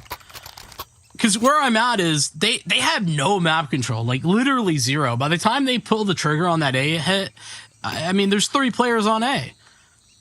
Max has full control up on shelf. There's really no pressure there, and there's nothing to force him back in any fashion. Bestia, I think, so passive in the beginning stages of that round that 9Z are allowed to run rampant.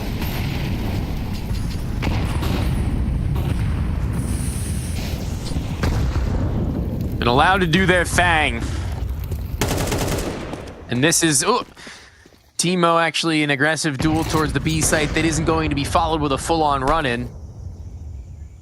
That may get them questioning as to what this mid-round may look like, 9Z. They may have to jockey back for position towards A, they think, so they send Lucan, to help out with Wasso Peak, who's been pressured before and needing him, has had him.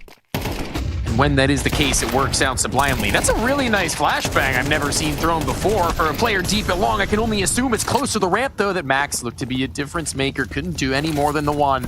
It's been kind of his shtick over the course of Nuke, as well as being able to find one kill that changes the trajectory of a round for the team. But this time, not so much. It's going to have to be everyone else. The shoulders of giants at which they stand, and so far working out with the double peek to call. The off misses, and so too does the rifle. It's an engagement to where Lucan can certainly close it, but it taps this bomb with a molly on top of it. Now he's just got to lie in wait, blinded. It's bait for Kaysen to get closer. 1 cent in response. It's just the war of attrition, and the Tech-9 in hand, just trying to get an isolated duel that's easier than that of just trying to wide swing, and Lucan's done it. I mean, he does so much more than just win that 1v1. That find on a Thomason, who is at default site, that was ridiculous. That changes the tide of that round. That is the moment where 9Z have a chance to win. And Kaysen, not quite sure why he's not confident just in the op there as well. You know, you can see Lucan was a little bit low. He was about half HP, but feels like Kaysen, he's the type of guy that I would expect to just rely on the op in that type of scenario. I don't think it's a right or a wrong, but one where, okay, we're just gonna keep moving. Bestia,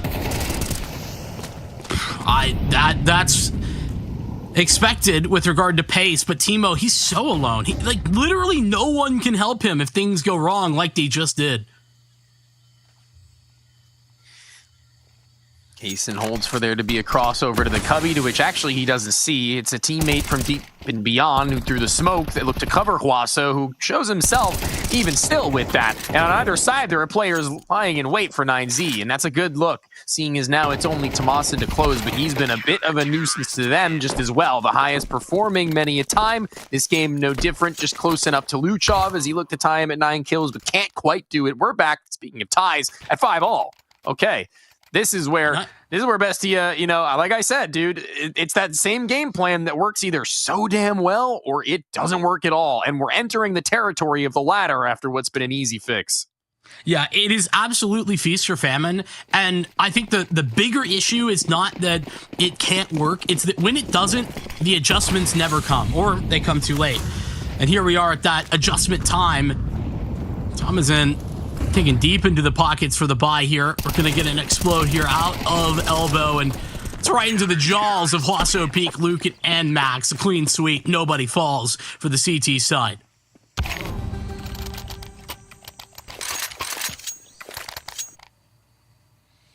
There goes their lead. There goes their foothold on the T side of their map pick, but to be honest, it's something that 9Z had needed if they were going to be even looking for a 2-0 given that Nuke result, and starting to come out with some moments of sharp shooting. Gives me an ounce more of a belief system behind that being the case, seeing as now Bestia are starting to be flattened. They're not stalling in any of their speed, because that's actually seen some of their greatest losses, but in returning to what was once their greatest asset, it's only proven to be a poison. A little bit of control, not fully of mid, but utility to take it. 9Z respect. Just that. Beginning of this round. Regroup back to B. Oh, faithful is what it seems with 3 strong here for 9Z. They are ready and waiting, but nobody at all in Jaguar. Okay. It's going to be remarkable work in which Max does to find the both of them, almost being able to pull the trigger back to the AK-47 he had recovered, but not quite, giving room over to Urbano to hold around either side of that smoke, though.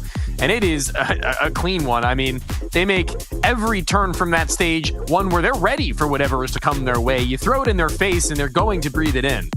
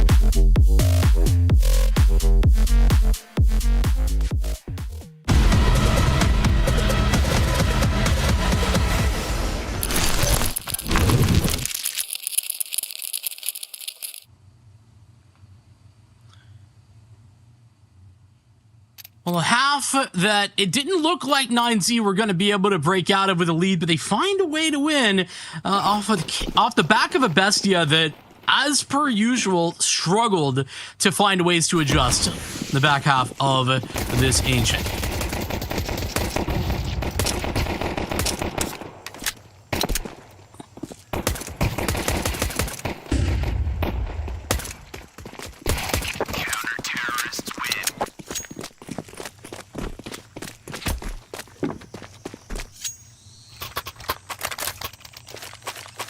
No, man, what a ridiculously good moment from Kaysen, though. I genuinely feel like we didn't necessarily get to talk about him too much in the first half. He was not entirely out of it, but a little quiet nonetheless. The T side that, sure, should have been maybe a little bit better there, but he didn't have all that much impact on. How about that for a pistol round? Shows up, lets him know, and now I can maybe just forget about the final couple of rounds, unless 9Z can make some miracles happen. Forced by of their own. They get fast into the face of Luchov.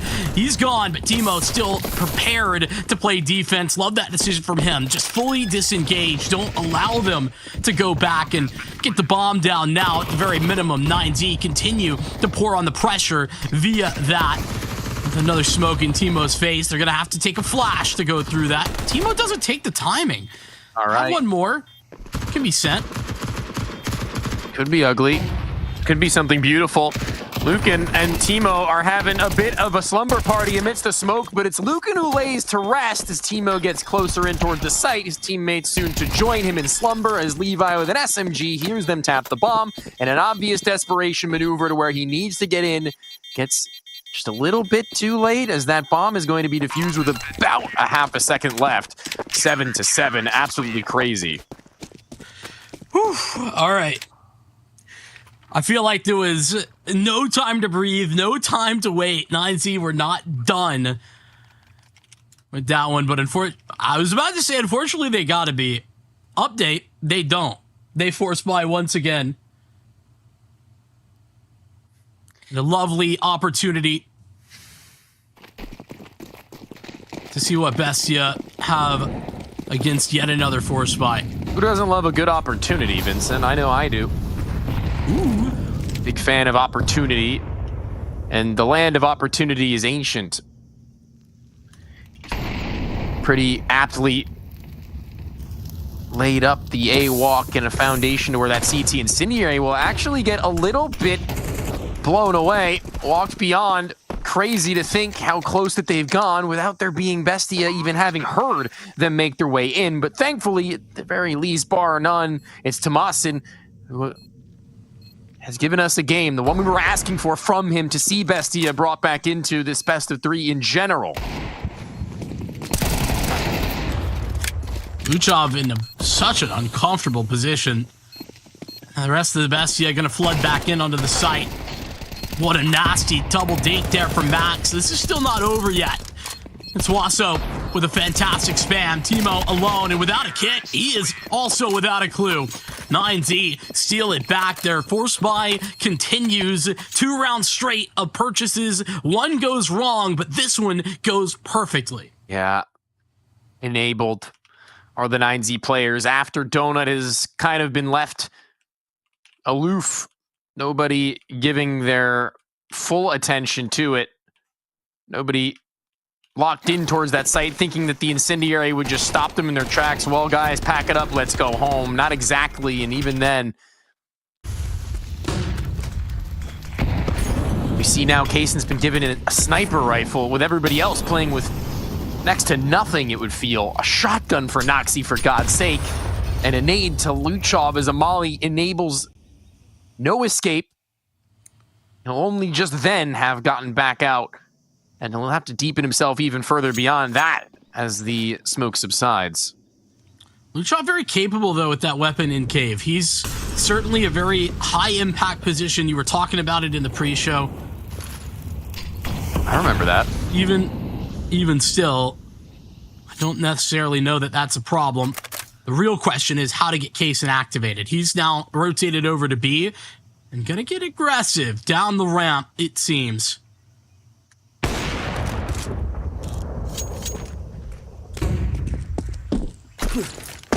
Now in middle, they'll be pretty swift in their walk, actually, thinking that there can't be anything all that lethal on the other ends of it, but the shotgun could very well suffice. I mean, in close-range combat, it's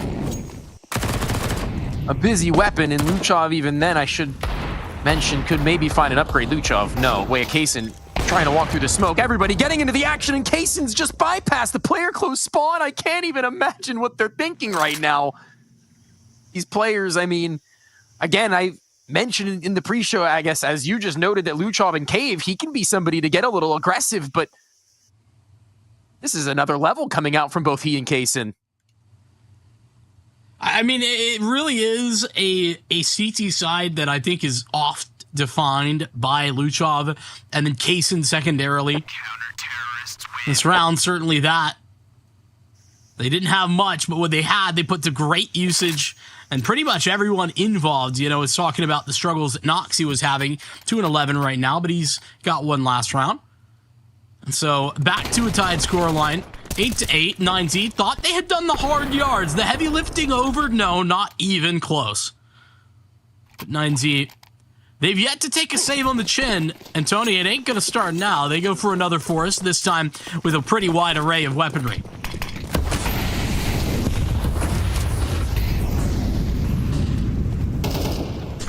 Another one quick out into mid. It's kind of just running back the same plays over and over again, but this time not straight into bomb sites, instead trying to take map control, and Lucan in success has found something over on Extremity, but it's the crawl over towards A that's been so regular to where Noxie, even implanting himself deeper in towards A main, trying to find something, does so well. Now, maybe needing to take a new avenue. Thankfully, they've actually looked to redirect over to B, and it works out well.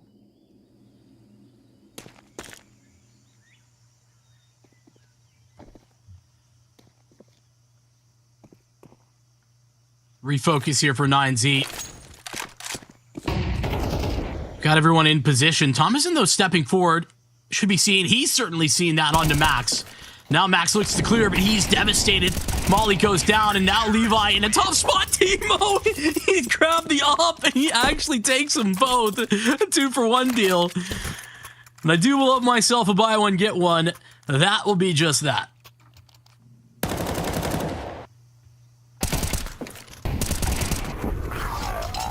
Beginnings of something a little more believable from Bestia, and beginnings of financial troubles from 9Z, who are looking for investment. They're looking for someone to give them a weapon to use.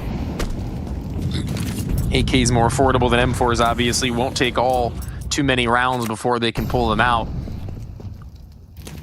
A pair of Deegs and a flash and a smoke. It's wishful thinking, and for the first time in a long time, it's Bestia who actually have two bodies buddied up here. Austin being one of them. It should be as easy as it gets, right? Little tag team duo angle. Oh. Even 9Z, they know how tough it would be to try and break out of this. Kaysen arriving. Okay. Miss one shot. He grabs two. That's two collats in his mini rounds. When's the last time you saw that happen? My matchmaking games all the time. Every dang time. Yeah, I'm somewhat of the GOAT. Can confirm you've lied right there. Okay. We got the fact checkers working overtime on that one.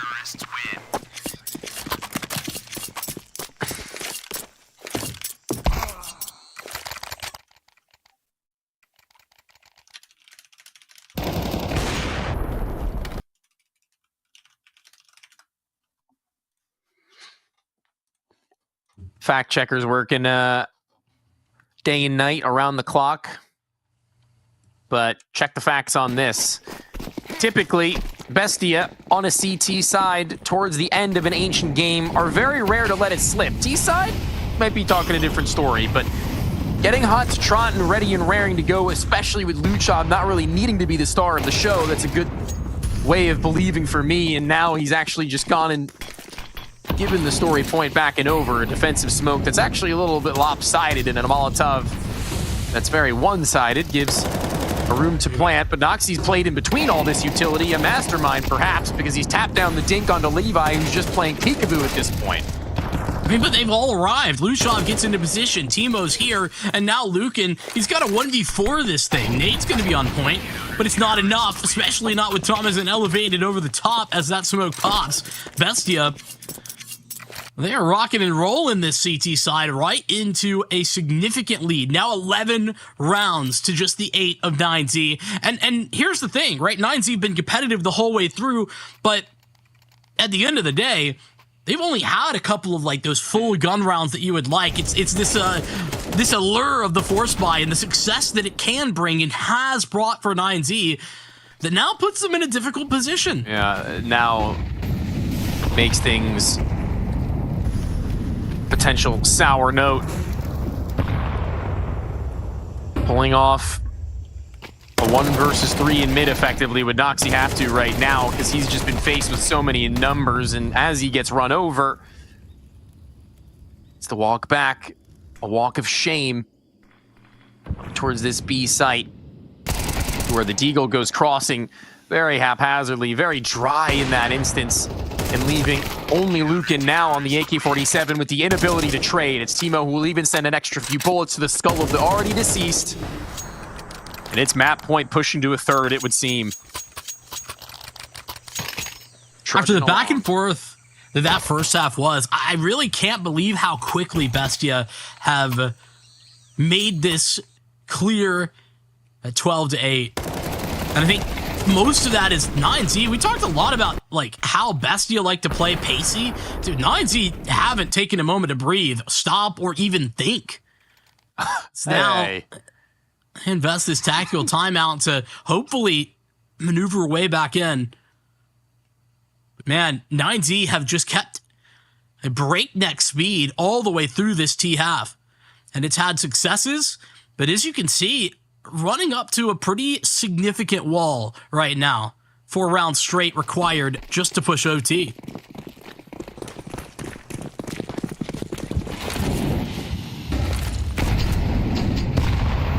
Blows the smoke. Noxie sees not.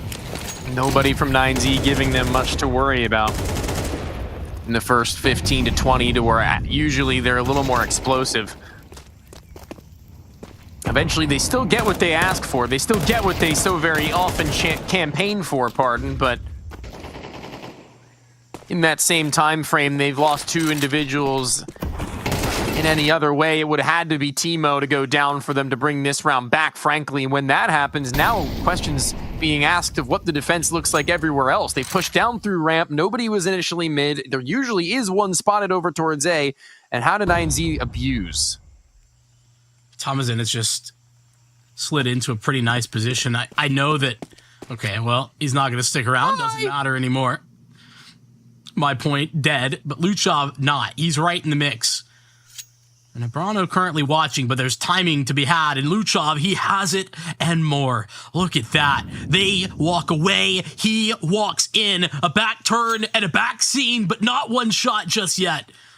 They walk into A, but he's letting them know. Luchov telling the tale that they are heading this way, and arriving on scene is Thomason, but Luchov gonna get the first swing at this one. Lined up and removed. A guillotine as 9Z are put down. Bestia taking Ancient with style. Yeah, he gets everything he could have wanted and more. Although he might not have necessarily have been the man center stage on Ancient, he absolutely by the ends made himself known in the kill feed and kill score as the board is filled with both he and Tomasin now shoulder to shoulder and making this one happen to where Kaysen, I mean, great pistol round, sure, but other than that, never in this game was he the one that I was pointing my finger to. And while it hasn't happened over on Nuke, it didn't happen here on Ancient. Dust 2, that's another territory where we can at least hope for him to give us one of the 3 maps to come out shining bright. Man, I really am of two minds right here. We saw all of the issues that definitely exist there for Bestia on the T side, but their consistent capabilities on their CT side of this map to find ways to win, and in difficult positions too. Remember the way that half started. Believe it or not, 9Z were force buying, were competitive in all the first like 4 rounds. They were going back and forth, and then Bestia seeming able to lock in good protocols, and then the fact that we didn't ever see 9Z slow down, it seemed like Bestia were very much ready and waiting for that type of pace. Games, despite being obviously pretty deep in terms of round count, still feeling pretty quick to me, and this game has another map to deliver, a third, as mentioned, Dust 2, to see what will be in store for us. We'll have to wait a few minutes time to see what that will be. Myself and Vincent rejoining you after this break.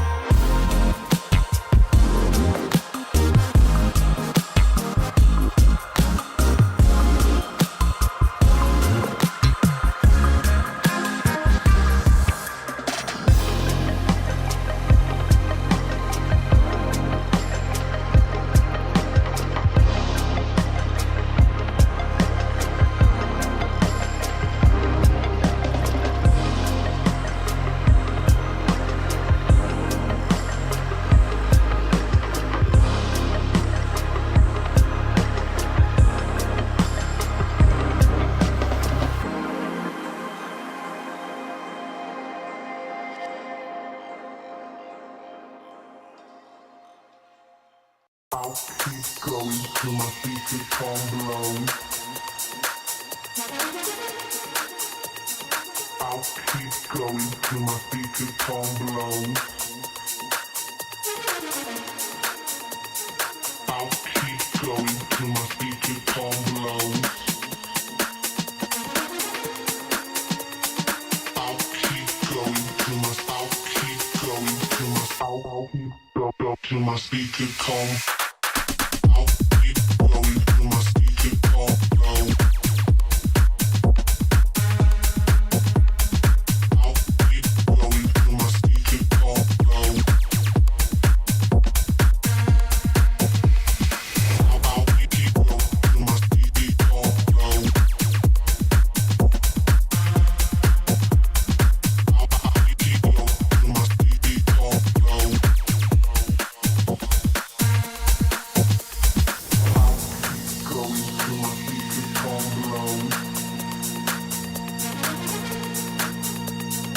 I'll keep going till my feet become blown. I'll keep going till my feet become blown.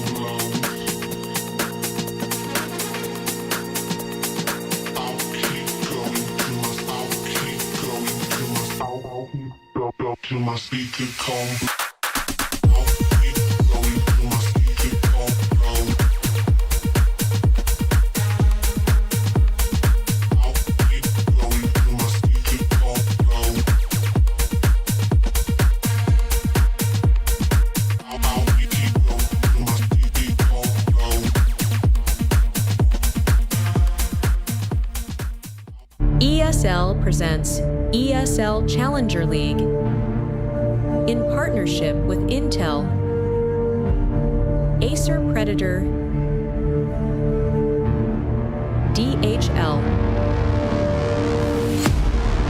Qiddiya,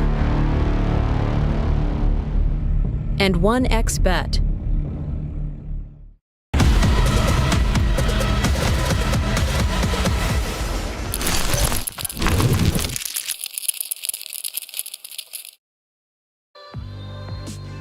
It's a third map required, and it's Dust 2.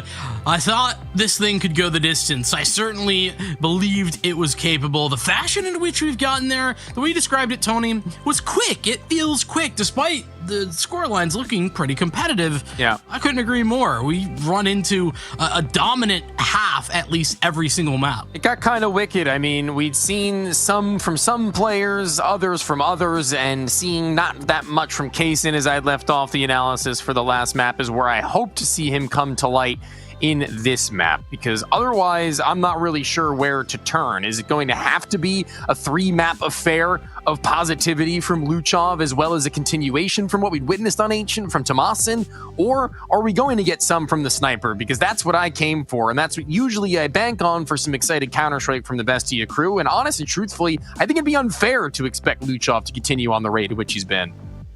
I mean, he's been on ridiculous form over the course of this series, even back on, Nuke when we're talking about it. The other side of that is this is so abnormal for Kaysen, to see, listen, you normally Ancient, I'm willing to give a whole lot of breaks for any Opper, and I think that's still valid, but the fact that Nuke was such a little bit of a downward turn, yeah, it's got to be a good one here from him on Dust 2, and I don't necessarily see any reason why that wouldn't happen. Tony, he's been so consistent. Yeah. Seriously, very impressive. And for a long time, I mean, I was there with you. I was banging on the drum, like, who's going to pick Kaysen up? Why is he not got a team? Why is he sitting on a bench for like so long? It was like over a year or something. And I was so excited to see him onto this team. So I think that he showed that, and I think that he will show that on Dust 2. That's the expectation. I think there's a real world where, I thought there was a real world where they would have picked him up to MIBR given the recent news that was going down. I had my breaths reserved for what could very well have been one of the craziest pickups, and one in which I would have believed in for quite some time as far as Brazil is concerned. And AWP players, they sometimes find themselves in a little bit of a shortage of, to that capacity at least. But tonight, going to have to be Kaysen proving that he can be that player in which I hoped he could be at one point in time, because this is not necessarily a do or die feeling, but in terms of this best of 3, it certainly is. Yeah, no doubt on that one. And listen, on the other side, I've been impressed with what Levi's shown. Like, genuinely, I know I said I was a doubter, and I, own that, but fair. Been impressed. And I think that you got to give the credit where it's due on that note as well. We'll get Kaysen first up to bat, and he's going to get gushed and the runaway. Can't do a whole lot when you're down at 8 HP. No, can't. Need to really call upon the others that surround you and hope that they raise you up. As maybe a forward aggression in towards Guns could do something a little bit nicer for them. All right, now we're getting things moving. We're talking about Tomasin earlier on, and he's certainly given us reason to believe with that shot inwardly towards B to where things feeling cleaner and more clear. What is this Bestia? Having like a plan B, like a backup plan for when things go wrong? That's a big adjustment that I feel like they struggle with on this CT side specifically. Gives them that opening pick. Doesn't change things. Speaking of, Kaysen, great work on the trade. More to be done, though, and it's courtesy of Noxie that try and do that. Kaysen plays Overwatch. Luchov got the left side, and now Noxie gets silly. And I said, maybe prematurely, can't do much on 8 HP. Kaysen got 3. I mean, we saw what his pistols were capable of once before, giving us another taste of that same beauty. A burst back and a believable pistol. These guys, I mean, raising the stakes of this series following, I mean, what was an 8-1 on Nuke CT side. Vincent, frankly, there was a world where I had actually, never mind, there wasn't a world. I straight up said it. I thought that game or that map was just done. I thought that there was no return, and where they certainly still won, obviously, 9Z, there was no reason for there to be any more conversation after that rate, but they started to have me raising my eyebrow, and that always is a good look, a good feel for the guys going into now their third with a turnaround of the doubts from not only the broadcast, but certainly from the inside of the camp as well. They got their get back, is what you're saying. Did Bestia, stayed alive, and then found a way to win consistently there on the CT side of Ancient. A lot of commitment out of this one. Kaysen gets his 2, though, and that's going to be the final nail in the coffin. They'll recover the M4 from his cold, dead hands. You know, a little bit of losses. Considering that was mostly Glocks, I think 9Z probably pretty happy. But now we get into the real meat and potatoes of this thing. I know another broadcaster who says that a lot. Is his name Vincent? No. Starts with M and ends with ARC. I wonder who. Well, the world may never know, but oh my! Starting with an M and ending in Axe, heading out through these long doors is met with bullet fire, but he was meant to be a lamb to the slaughter to bring them their man advantage. That's so... He ate that nade. That happens, yeah, and yummy, yummy. It didn't go down so nice. Kaysen, now he's got to do a whole lot, right? He had that big impact, right? 3 kills on the pistol, a couple, and a lot of commitment. Great work from Thomasin, whose vision just returns. There's a second flash right behind from Luchov. They've turned this tide from a disadvantage. Now Bestia, they've equalized.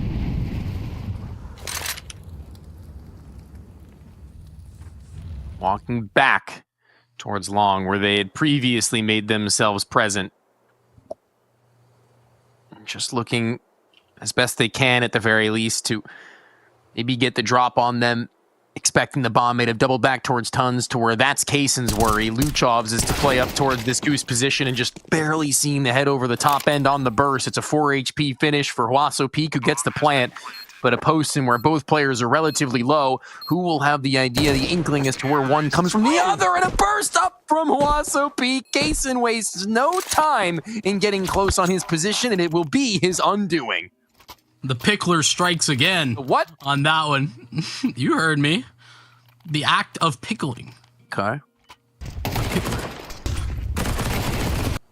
I love how Bestia got back into this round, though. I mean, they really were in a very difficult position. I think 9Z, their hesitation, their timing was right on trying to get up into the site proper. Bestia just had, you know, the next step planned out.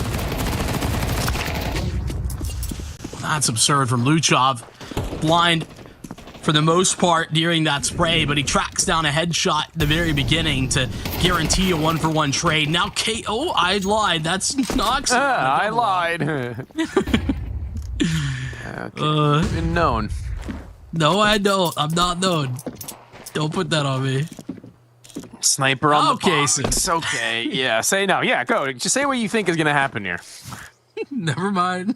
Give the people what they want, Vincent. And Kaysen looking to give them what they want, a peek from the scout, who also is very much so lethal. Don't be too curious on this one, Kaysen, because you know you have the better of the two of them. The faster, perhaps, for Levi, but will that even matter come the swing is the question, as he's gotten an arrival on scene from Tomasin just as well. It's the same situation for 9Z as last round. They really don't have a way to pivot. They're all here, so they've got to go A. Oh, if Tomasin had a little bit more vision, I think that there's a world he can take one, if not the both of them, whether or not he gets a kill. Kaysen looking to play over topside his buddy. An incendiary from Tomasin could at least deny the plant. Not sure if he'll be given room to pull, because that would be an audio cue that could be his death. And maybe just a save. I mean, that op is something you just don't want to have to let go of. No. I mean, on Dust 2 in particular, it is singularly a win condition more than any other map with one saved rifle, I think. You know, that is how important it can be. You disagree? No, I haven't really put much thought into it. I mean, I'm willing to rethink. Propose me a different map that you think that applies to. So you're saying that the op specifically, or any rifle, or... The op. Specifically the op saved on a CT side of Dust 2. Can provide more in terms of opening moves and like impact and round winning plays than most any other. Yeah, I'd say... okay, so here's the nuance to it, I'll add. Because the only other map that I think I would argue to that point, in effect, would be Nuke. Because you can 99% of the time make moves in where you can grab the gun and get out from after having gotten the pick, to where Dust 2 is not the same case. That's fair. But if you think you're going to win the round with the op and the op alone, yeah, Dust 2 would be the map. Because you're not doing that on Nuke. You're finding like one kill, a gun, and then being able to play for the rest of the round as if you would in a normal round. Yeah, I also think, a map like Nuke, just to continue the hypothetical for a moment, is... the other pistols, like four spot pistols, are much more effective. So overpass also maybe. Actually, that's a good point. Yeah. Go on. Let's see what it looks like. We've hyped it up enough utility to at least back up this AWP. That's the hope. Hope and a prayer, baby. Thomason's FAMAS and in the mix as well. It goes searching in lower to begin this round, but doesn't see anything, and we're probably not live, maybe? Could be. Yep. Seen less live rounds in my day. The good news is, last time this happened, Bestia kind of got out on the worst side of it. This time, we'll get a restart of the round. Nobody taking any damage. I like the sounds of that. Glad you do. There's 2 Lukens right now. That would be a world in which I don't think they would lose this game. Well, both of them are 0-4, so... Okay, well, we wouldn't have gotten to this point with 2 Lukens. Let me rephrase, okay? That's probably true. So this is a good point. Luken's a pretty sharp shooter, if I do say so myself. Imagine if you could have Luken in cave and in mid on the CT side of Ancient at the same time. Wow. Pincering mid from both ends. Yeah. What if we had 5 of him? I think you need a little bit more. You know what I mean? That's like the whole conversation. If you were to like clone Simple 5 times, would that be the best team? Oh my god. I think that team would be dead in like minutes. I don't know. It would be an interesting hypothetical experiment. Like once the afterlife is upon us, Vincent, I would ask that if I could peer into any alternate or hypothetical realities, I guarantee you a majority of them would be Counter-Strike related. And by a majority, I mean I don't think I would run out of Counter-Strike related ones before I made it out of that term. See, normally I would call it a question if that were true, but I have no problem whatsoever believing that that's true. Like I'd start with what the world and what the scene would look like should FaZe have won the Boston Major. What would have happened? FaZe wouldn't have kicked Kerrigan, apparently. That's fair.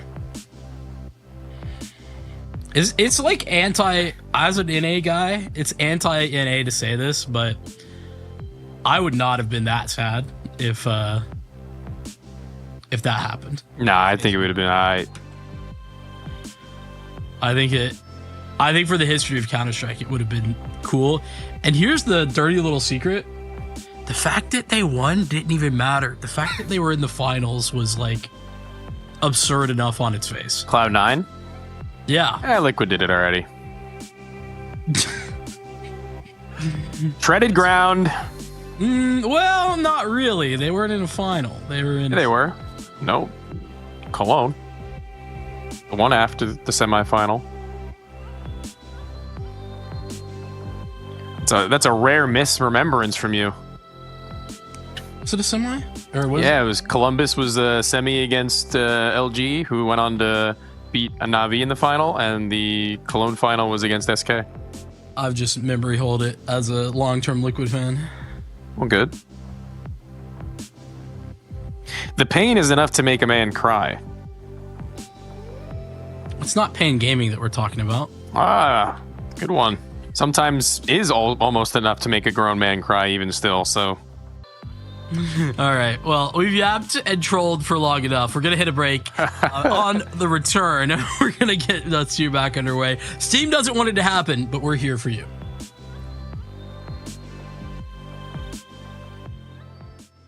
I'll keep going till my feet become blown. I'll keep going till my feet become blown. I'll keep going till my feet become blown. I'll keep going till my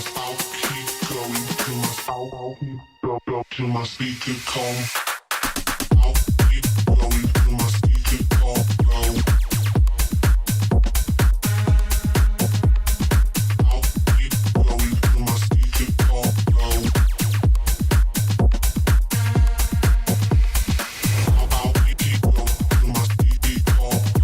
Till my feet become.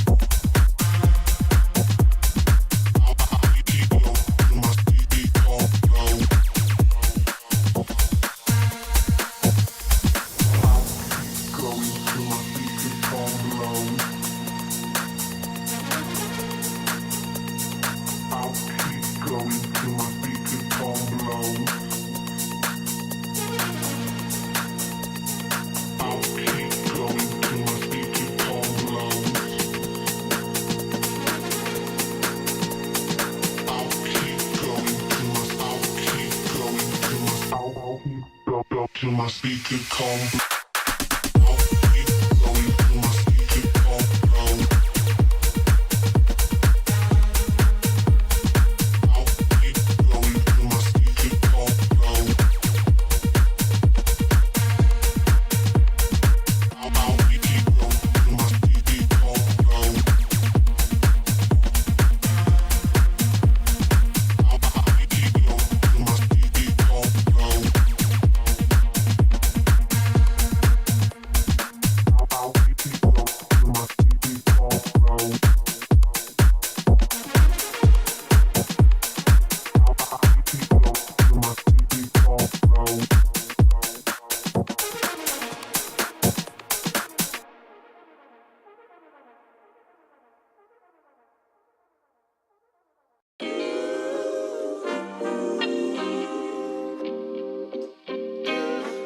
Sometimes you gotta pray for a victory. Yeah, I'm overzealous when I'm thinking about the cash flow. I never had no handouts, just came natural. I've been tested so much, all these wrestlers nice. All these different situations that I've been through. I seen pain trying to creep in through the window, but now I'm sliding through the hood in a benzo. You gotta separate yourself just to elevate. I keep some drink in my cup to see through the hate. Sometimes on the road to glory, you gotta press the brakes. I got a lesson plan for all my past mistakes. I swear I'm proud of all my best and my worst days. Proud of all my feet when I touch the ground. Front of 8 at Beijing, man, ain't know the sound. I know I made mistakes, but my mama proud. Fans scream my lyrics out in the background. They ain't know me then, but I'm hot now. They say life's a gamble, you gotta roll the dice. I risked a lot of different things just to live this life. Life down bad, you gotta pay the price. I've been through hell and back just to live this life. They say life's a gamble, you gotta roll the dice. I risked a lot of different things just to live this life. When you down bad, you gotta pay the price. I've been through hell and back just to live this life. I'm faced with a lot of different choices these days. Do a rock and roll Lex account of Blueface. The whole world know my name off a mixtape. I still got the same brothers since 6th grade. G-Wagon red seats, we on Biscayne. Trips to the Florida Keys, we imported these. Thanking God for the life he afforded me. All this jewelry on my body, I could light the hood. I need a brown skinned chick just like Megan Good. Holding up every promise that I ever made. Music in the background, it's a serenade. Been rapping 10 years, boy, this ain't a phase. I paid dues, paid rent, and I stayed the same. I had teardrops running down my face. I've been through a lot, I had real pain. But thank God, cause we really on a better days. They say life's a gamble, you gotta roll the dice. I risked a lot of different things just to live this life. Life down bad, you gotta pay the price. I've been through hell and back just to live this life. They say life's a gamble, you gotta roll the dice. I risked a lot of different things just to live this life. Hello. Welcome back in. Not you. Everyone else. Welcome back. Hope you guys are ready and raring to hop in to Dust 2 once more. This one could be a lot of fun, or could be a drown out, as many a time a half has been seen. But right now at even keel, we restart things once again to see the sniper brought to Dust 2, a map to where you say it can have the most level of effect, and just barely missing the walk under the railing from Max as his teammates lost his life. He still holds on to his. Dude, that's unlucky. Well, it's all extinguished via a smoke that had already faded. Lucan, though, on the extremity, capable. He grabs one. Levi, a couple of shots rattled off, and grabs another. Nice work from Levi on the Galil. Takes out the other rifle in the FAMAS, and as much as a good start to this round for Bestia 9Z, they clawed their way back in very nicely. I was really confused for a few moments there about who is AFK in spawn. The answer is nobody. That's like a ghost.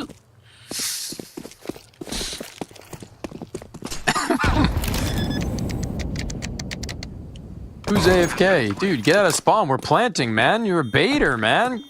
Come on. There's nobody calming tunnels. And the player closer to CT spawn than anything else. Now, he could maybe find something to work with. Noxy is firing off pretty hot. Not leaving any player unfragged if they'll give him the chance. And even the lowest HP of the last of them almost giving it over just as well, but thinks better of it. Also, we'll take him out in the end, but yeah, solid close to that one. I fear we're just going to be having a ghost. No, it's finally gone. The Mario Kart ghost run. Nice shots, though, from Noxy. I mean, he's keeping him honest, right? That's kind of the complexion of the back end of that round. Bestia have done it again. Tony, they're jumping into this thing as fast as possible, using these tacks as quickly as could be.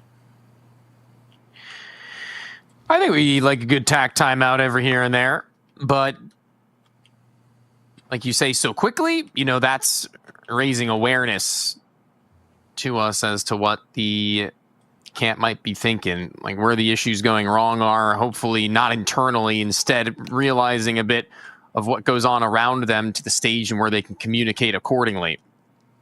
And I don't want to come off as like being overly critical there, because I actually think Bestia about I'd say a year ago is when I started to notice it, where they would actually not use their timeouts like in any way, and they would get caught in these spirals without utilizing them. So I think that this is just like a slight overcorrection that they're gonna get handle on soon.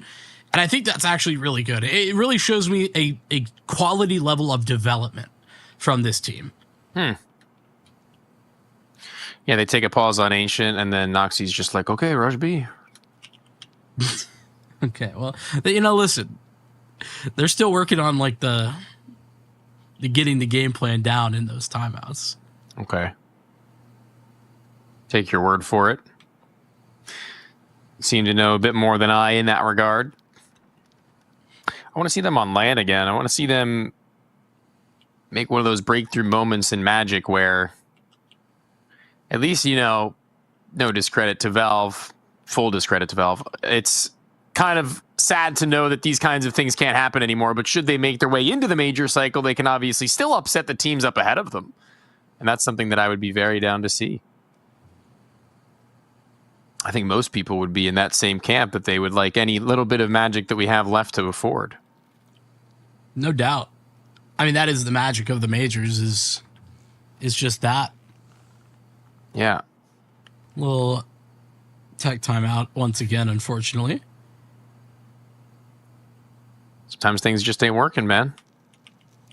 Yeah, we have had like three Valve situations. Like it was, regular maintenance, and then I think there was some sort of update got pushed the most recent time. An update? Nah, Steam DB got updated. I don't know. Yeah. Something was updated. I don't think it was a game update.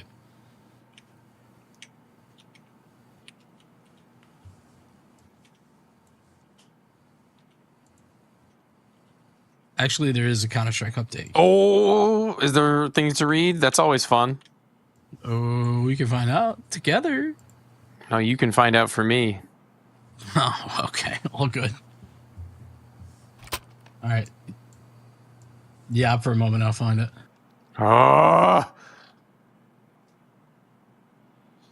Pointless. I'm going on the Counter-Strike website myself. I found it. Yeah, nothing that significant. Some grenade clipping visual lineup errors, clipping, adjustments in knife inspections, deploy animations, performance regression when we're creating bullet impacts. My talent knife is now more responsive to fidgeting, which I do a lot. More responsive to, like you're gonna start fidgeting with it, and it's gonna go, hey! No, the line item fidgeting is with me. Knife inspect while fidgeting to be more responsive. That's cool. Oh, the FR thing, like when you go back and forth. Yeah, I presume. That's I didn't know there was like a term, word. A term for it. Me neither. Back into the mix, it seems. Noxie no gun and also in spawn? Got to be a HUD situation. Yeah, that is not true.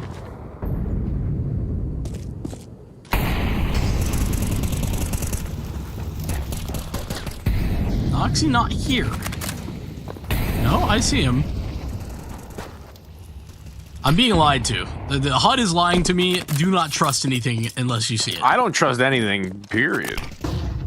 Trust is a fabrication nowadays, but as we get into lower tunnels to where Kaysen wants to find the snapback frag on the player wider swing, Max was just above, so the trade wouldn't have been far off, but there was no escape needed.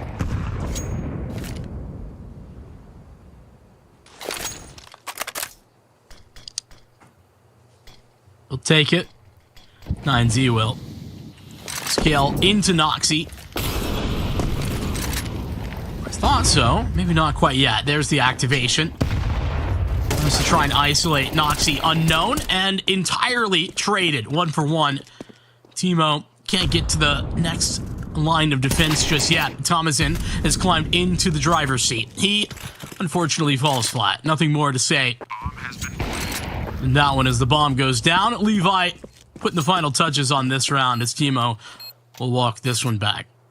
Saying that's a wrap. Post plant goes smooth enough, and the AK-47 will be pretty nice, but everybody else has been left nearing zero. So he will be the only one with any sort of inherited wealth. Less than ideal. Maybe you could spread something over for someone to put to good enough use. Thankfully, at the very least, been able to put enough of a fat gap between him and every other player. Round resets, and it looks as if Noxie is the one who is not on the HUD, but I believe he is in the server. Yeah. Yeah, there he is. The issue. We're going to get that one resolved. Nonetheless, in the meantime, half buy, half investment here surrounding Teemo's AK-47.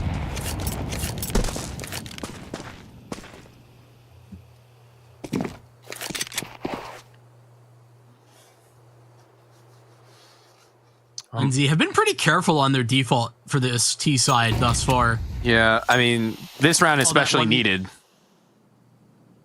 Fair. I mean, to do so. That's a really nice nade. They know what they're playing against.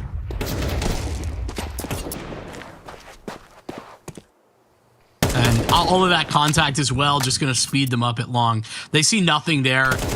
It's a pretty good indication that there's at least some openings here on A. There's at least something going on. Yeah, they're still going slow enough to the point where maybe a stall where the AK-47 may get involved could be an issue, but not yet needing to really point the finger in the direction of that as they're just crawling their way little by little and hoping that they'll show skin. The heads are being removed. A single kill for Tomasin and the AK onto Teemo. The one thing that we had to say could be able to pull them something inward, but this should just be another save if they want to be realistic about their future.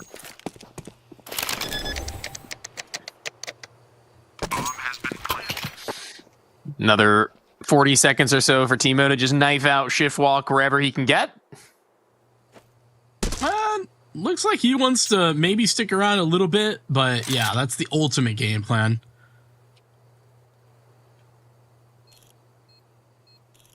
And 9Z are pretty happy to let that happen. They've already lost the maximum that they really want to in this round. I mean, even though they're going to have a 5-2 scoreline, a pretty significant lead, sure. They don't want to give anything unnecessary away. Back to Bestia.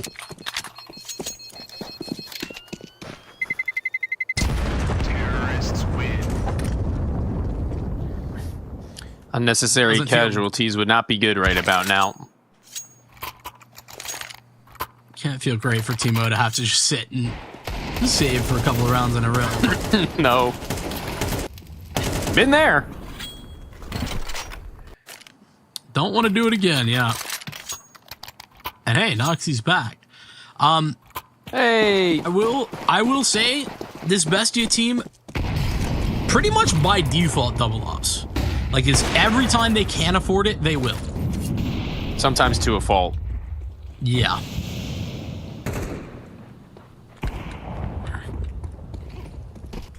Fortunately, it might be the fault this time. Blue Shop is going to have to do it all. One kill is his, and a missed shot from Urbano leaves him low, but still surviving. But nobody's coming. Not in time. Cut off acquired here as Bestia try to filter back through middle. It's Teemo and Kaysen who are left remaining. What a frag from Teemo. Levi is now alone. Alone and afraid, but calling upon his compatriot to join up and buy as the B site still seems to be a look towards a finish for crawl in. No one at the window or door just below is Timo, actually investigating what may be on the other side, lying in wait. The tunnel vision too much. And a Timo triple to the third. No bomb planted, money not entirely reset though. Still had a little bit of gas left in the tank. Really nice hold. A double kill on the B hold is always such a great feeling, but Timo being able to do all the work after that fact in order to ensure the mid is clear is all the more easy and free. And 9Z maybe even stalling out for too long a time after what was a bit of a floundering. Kaysen. Oh. How about it? He's got a freebie and the escape made. Drop a molly on him to the lay. Even though Noxie starts this round at 18 HP, he's not going to be tested too much at B, at least not for the moment.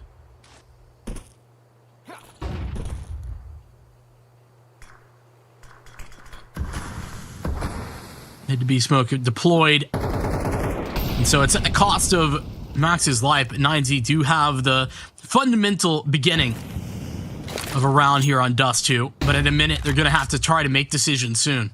Yeah, I mean, decisions. It's always the hardest part of this game is to make the right one for one point, but for another, to make the one that assists your teammates in being able to make some for themselves. You don't want things to go so one-sided for one player right in this moment to where Noxie's second AWP gets walked into and forced into, and the decisions that they've made to stuff have made it so. So that's exactly what they were looking for, as described.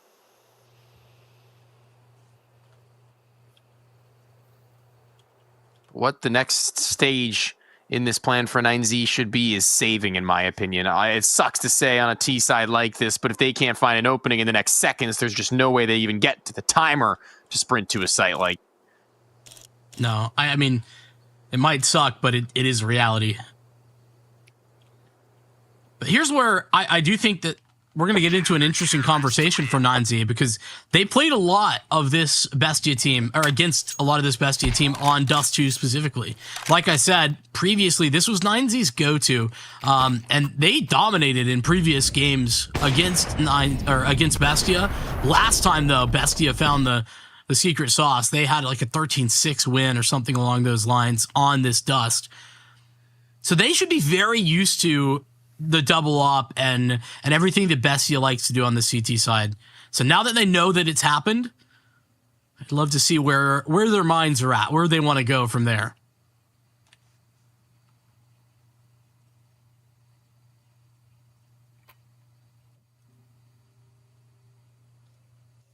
Timeout to think things over and through. Soon returning to freeze time. See if there has been the appropriate shift. They've tried some medium-paced walkthroughs to where they've been met with early aggression and not a rush, but this Levi post could be everything, because I think Noxie is going to get a little bit inquisitive himself at some stage in time, especially considering he's got another body near enough by. And both of them will get shut down for it, as Noxie wanted to cover more of his body. Instead, he'll get covered in blood as he's drenched with the shot. The sniper and Kaysens as well might look to stall them out as a spam even better and a blow to the smoke, but no one to be seen. A man advantage for neither, but a quick walk in before a retake is called. That's a little bit forward. Kaysen going through the smoke as well. I mean, I don't know. Wasso peeked to deny. And how about a third man? Wasso is just loving it. He's like, well, I mean, if you just keep walking through smokes, I'll just keep killing you. I don't know. I feel like Bestia, given a chance, stolen away what should have been a 9Z round from the beginning, and then they just walk through smokes to their own demise. Probably be feeling very differently if that somehow worked correctly, but given the way it goes down, I'm left at a little bit of a loss for words.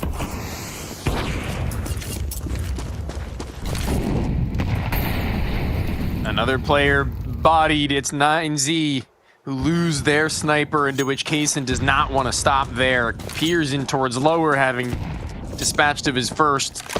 And in that target, without there having been actually anybody to walk in towards lower, without even so much as a sound cue. Now Bestia are probably going to be a little bit more comfortable facing in towards upper and long. And when they can just throw nade after nade in order to keep them there, they know it's 9Z who are playing their game, at least in the early round. I mean, it's courtesy of Kaysen. So many of these opening duels that he's won. It might be his 4th opening op kill in this round. Luchov, spam to net him another, and it's a 3-on-5. Where have I seen this before? 9Z previously have been capable of just sitting and waiting, hoping the Bestia are going to run into them. That didn't happen last time. Now they need to be the ones to take the initiative. Slight stutter step, running towards spawn.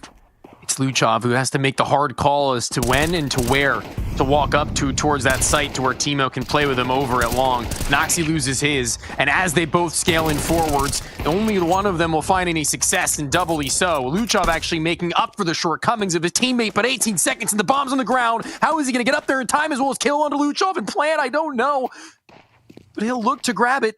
It's going to have to be the hightail upward, and I think he's going to have to look for the frag in search. A jump to the box, and how has Max been able to topple Luchov, who was so smooth in that moment, can't find the player amidst the air? I mean, Luchov does everything right up till that point. He gets 3 kills on the round. He had them all. That was the easiest of them.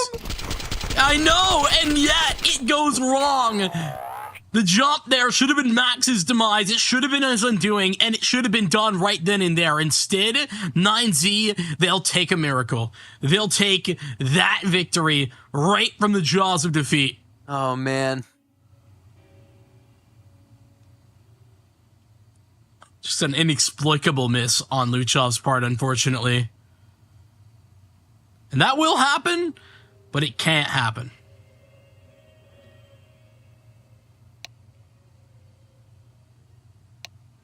A Bestia attack into a little tech, it seems, but swift. We're in and out.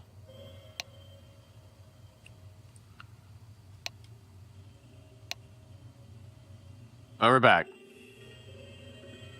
I had to say it, didn't I? Yeah, you really did. I mean... Yeah, my bad. I will take it on that one.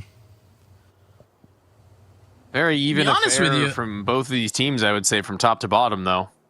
It is, but for how much early success I feel like Bestia have had, I'm kind of blown away that 9Z have 7 rounds. Yeah, I agree with that fact as well. I mean, you noted that Kaysen was getting opening pick after opening pick, and even when they had made quick work of things as individuals, what it really took was double kills almost to say that they had that round in favor, Bestia. You know, it was that B-hold from Luchov earlier that got them into a good position, swindling out a multi in the beginnings of the pistol round just as well, to where Kaysen had cooled off for only a short period of time. And now, a Levi look to peek into mid, I would see. I think he's trying to get somebody to jump out and to get atop their heads. And that will be exactly that. Just to look to get a vision into the lower crawl if they were to go for it. Actually, not in lower. He's on the backside of double door. Yeah.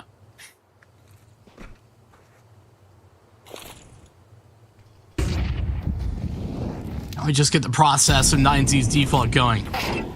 This has been, for me, the biggest success point for 9Z over the course of this map, or of this T side. Even if they don't necessarily win in the opening duels that we've been talking about, it has netted them a whole lot of opportunity. And it's successfully gotten them control of mid, control of cat, which is the goal. I think if anything, 9Z have been a little too tentative for my liking about long.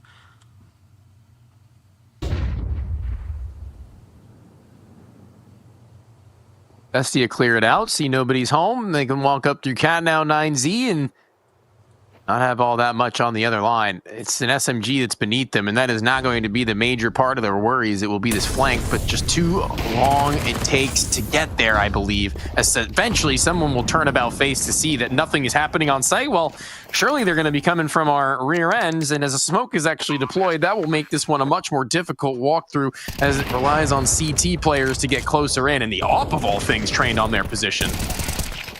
Well, that timing could have been dicey, but Huaso Peak turns at the time. And it's looking like 9Z about to finish off this thing nicely to remain. And it's cut to 1 immediately with Thomason down. It's 8-4, a guarantee. Great work out of 9Z. Despite some early struggles, I think is fair to say.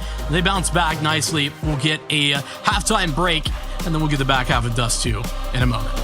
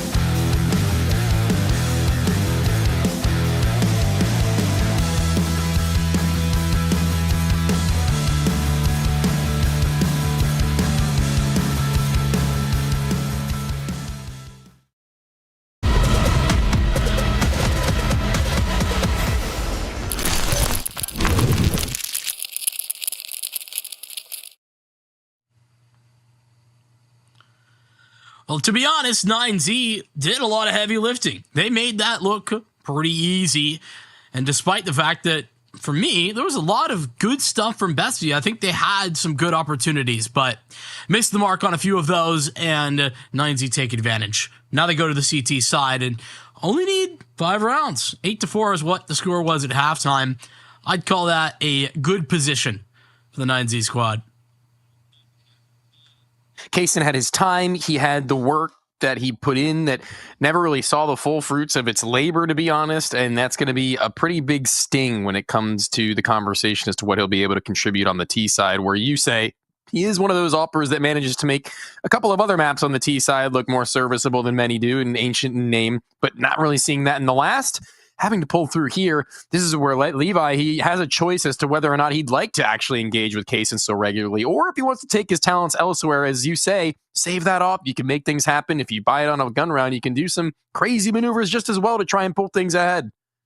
I mean, on the point of Levi, I actually am really impressed with, I think one of the reasons I'm impressed with Levi, not just his opping, which I think has a lot of merit to it as well, but he's downright serviceable on the rifle as well. And I think that is a really important part of a good AWP player in the moment. So I think that we saw that a lot in the last half where 9Z really didn't have all that many ops. A lot of times he was on a rifle and was just fine.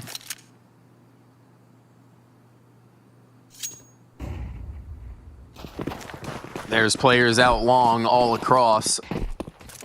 A swing over from long to where Lucan is going to be the one popping back and forth. Could be a pretty big determinant. And as they do fire off more shots even in through this smoke, Lucan being able to find something. That wasn't what I was expecting in the slightest, but he will eventually be put down. It's the rest of the crew that's arrived on the scene.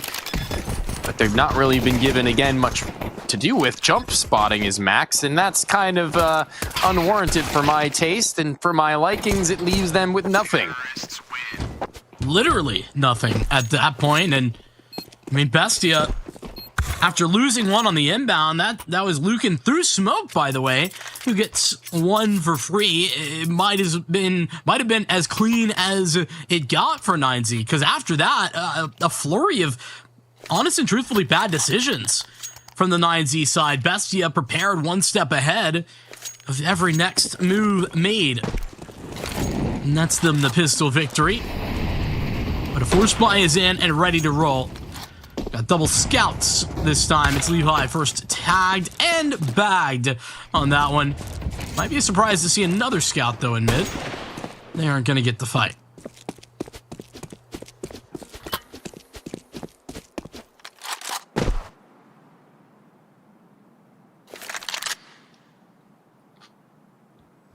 Tomasin, Mac-10 just hoping that someone will come into his domain. Shouldn't be all that unreasonable to think that if he does go walking into that site, he'll have just as difficult as a fight as he would put up to a 5-7 in full armor. But here comes the big boom.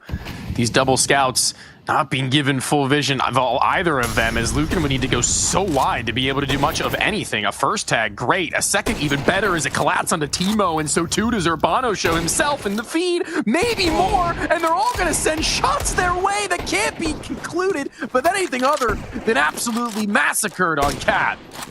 Oh, I mean, Lucan, where is the trade? There's just none ever to be seen. I feel like the smokes allow him a level of safety that just shouldn't have been plausible, but was. 9Z about to steal away around. Sure, a force buy, but Bestia had everything ready to roll. Tomazine, 1v4. Three head armors as well. This Mac-10 is just not the tool for the occasion. Is this what you think of when you force a scout every second round on Dust 2? Yes, yes, yes, yes. The scout is awesome. The scout is really good. There's so much damage that can be done with a scout in this game, dude. Buy 2 scouts, a couple of Deegs, maybe a 5-7, and then HEs on a pair of players, and you're set for the round. If you get 2 tags, you can just absolutely eviscerate someone with a 5-7 and just spam out the next guy. A follow-up made from your teammate on timing, and boom. We love the scout. Bing, bang, boom. You've heard it here first. He had one last round and he wasn't doing it. Now he is. He showed up to the party. Maybe a little late. No way. Do you think Max goes through? Seems like it. No. Or you meant all the way through to spawn? Into Luchov's gun, not to be confused with Chekhov's gun. One will absolutely go off and you will know it. You're a funny guy. Oh! Not funny, though, how easy Bestia got swept out of mid. It's very serious business. Oh, Max is just toying with them. He's just fake run away. And it's going to work. Kaysen presses forward, and 9Z take 10 double digits for them, found first. Wasn't ready for that. Wasn't expecting that.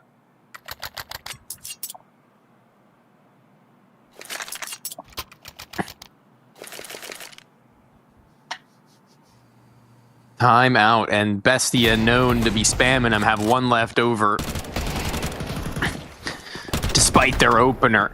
Can't do much with it, but more understandable here than in any other of the rounds they would have found on their defensive. But with that to be the case, they had put it all on the line, so they're looking towards 11 right now, 9Z, that should be easy to collect.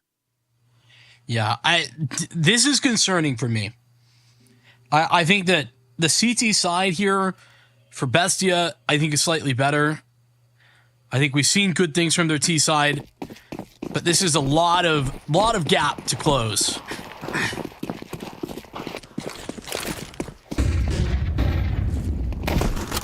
Oh my god, Owasso Peak had no idea what would be on the other side of him. Thankfully, he's got people in support, and they're all hugging the wall, but it won't matter because they eventually pop right back off of it and pop right back off into the face of Bestia for a full house. Owasso and Levi unite. Money has been acquired. Well and truly, they are flourishing with it. They are going to be denying Kaysen any chance in an AWP anytime soon on this T side. And potentially denying Bestia of the best of 3. I just did the fact check, by the way. Yeah, it's a 60% or near 60% win rate on the CT side for Bestia. That usually powers their victories here. It's a pretty high number.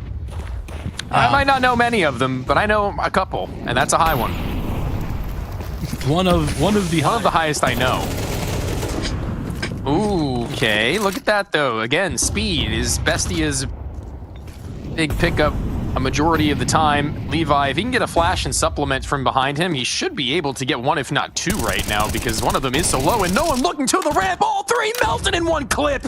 Wonderful as he rips them from their new jeans. And only one left on that walk. It's the creep and crawl back towards Cat with Bomb to try and help out Tomasin as he's opened up an alleyway towards the B site. There's a way back, but look at lower. Lucan, he's so prepared, and he takes out Noxy.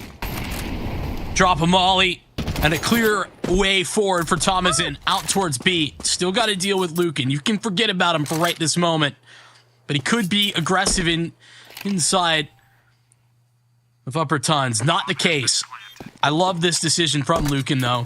Instead of playing separated, he groups up with his teammates, wants to make this impossible. The first is his, though. Tomasin spammed 3 HP, and not a lot to work with yet. But a kit still for Owasso Peak. There's no time, the present to pick that one up. I thought Tomasin might have had it. But Lucan finalizes. And I do just have one question. Yeah. What in the world are Bestia looking at there on like Cat? No one's watching Levi on site? No one? I don't know. They haven't killed an A player. I just can't fathom how nobody is looking. A lot on their mind right now, Vinny and Ianson. 6 rounds at the time, now turned 7.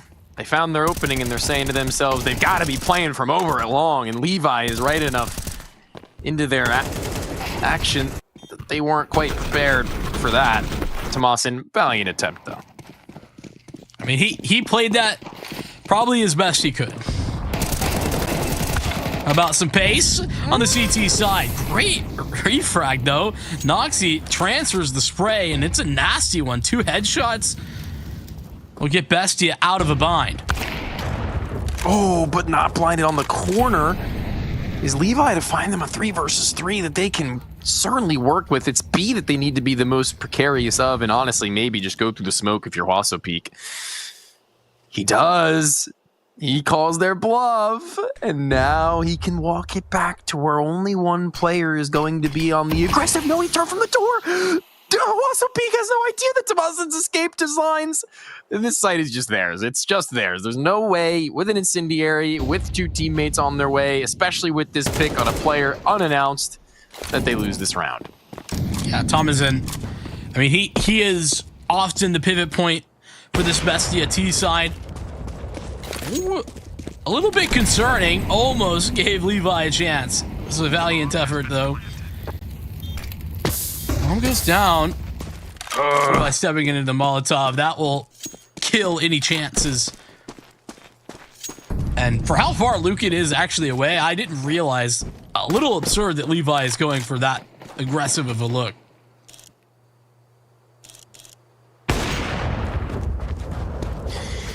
I mean, he doesn't need to save the op, and they don't need to save the AK because they can buy up.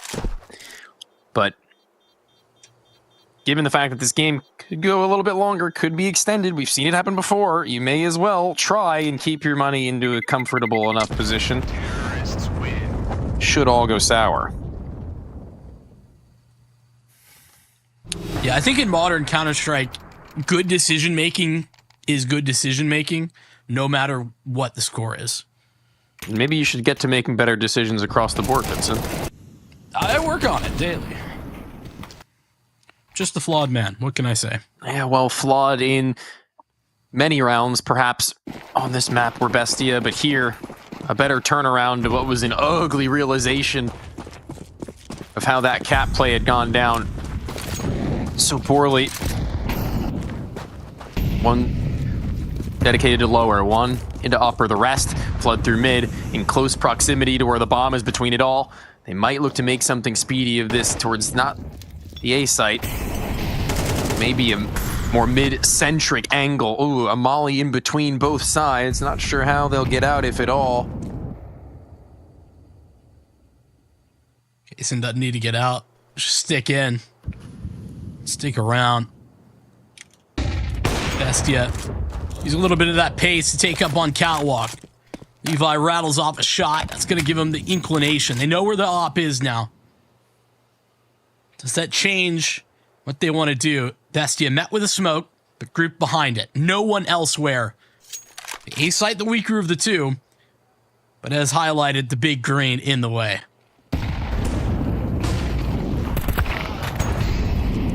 Okay, well, there's Levi making himself hard enough hitter, a head up.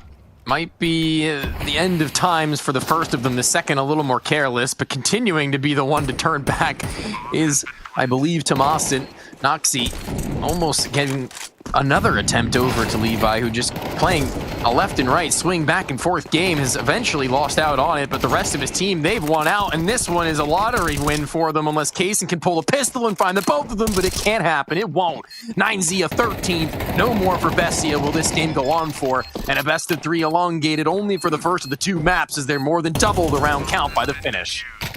Yeah, and for a previous matchup, not but 8 days ago, Bestia 2-0'd, this time 9Z, they find the right footing. It's, you know, a little bit of a change up. They go to a Nuke instead. They try something new, and they look damn good at it, too. Impressive T side. Ancient goes about how we've come to expect it between these two teams, and then Dust 2, the decider. A spot where Bestia previously had the upper hand. Again, another solution found. 9Z, they come into this as maybe the slight underdog based on that previous result. But I think they played a full top to bottom impressive best of 3 tonight. Yeah, and I think we've seen 9Z kind of just slowly get better and better as time has gone by with these 2 players added. Not necessarily in major increments, but just enough to where you can expect them to have a chance in almost every regional best of 3 that they played up against. And frankly, looking like one of the best 9Zs we've seen in years. And I don't think that that's an understatement, honest and truthfully. I think that they look like their communication lines are a little bit better. The individuals seem to be showing up more relatively frequently, as well as the fact that Lucan, he's somebody who powered up even a little bit after into the switch with these 2 players brought on board. And that is not something that I thought was going to be the case, but when it is, it's really hard to deny. Yeah, I mean, listen, maybe to walk that back slightly, right? The try iteration to this team that made deep run into Dallas last year certainly would have a conversation to be had. But here locally, like you said, I really think that this 9Z, it's well said that it's been small iteration, but it's been improvement every time I've seen them. Yeah, That's 100%. what's important. And to be honest with you, as we take a look back at the Qiddiya player to watch, I think this was a telling story for Bestia in a game that I think was certainly winnable. I think a little bit more from Thomasin probably could take them over the edge, especially when we're talking about a comeback that, was on there on Nuke, as an example. It's just a little bit of that extra oomph that we needed from him that kind of seemed to ramp up as the series had gone by, with a beginning onto the first of Nuke, which was all right. It wasn't terrible. It wasn't bad. It was okay. And then we go into Ancient and we're starting to turn things up and they're looking really good. But by the finish, it come crashing down. And unfortunately, so too will the side of Bestia going forwards in the upper bracket, but into the lower bracket they will go as 9Z move on. Another game, another day, as there's more Counter-Strike to be played. The North American series only just about to get begun, so stick around as we will be back for that in just a bit. ESL presents ESL Challenger League in partnership with Intel, Acer Predator, DHL, Qiddiya, and 1xBet.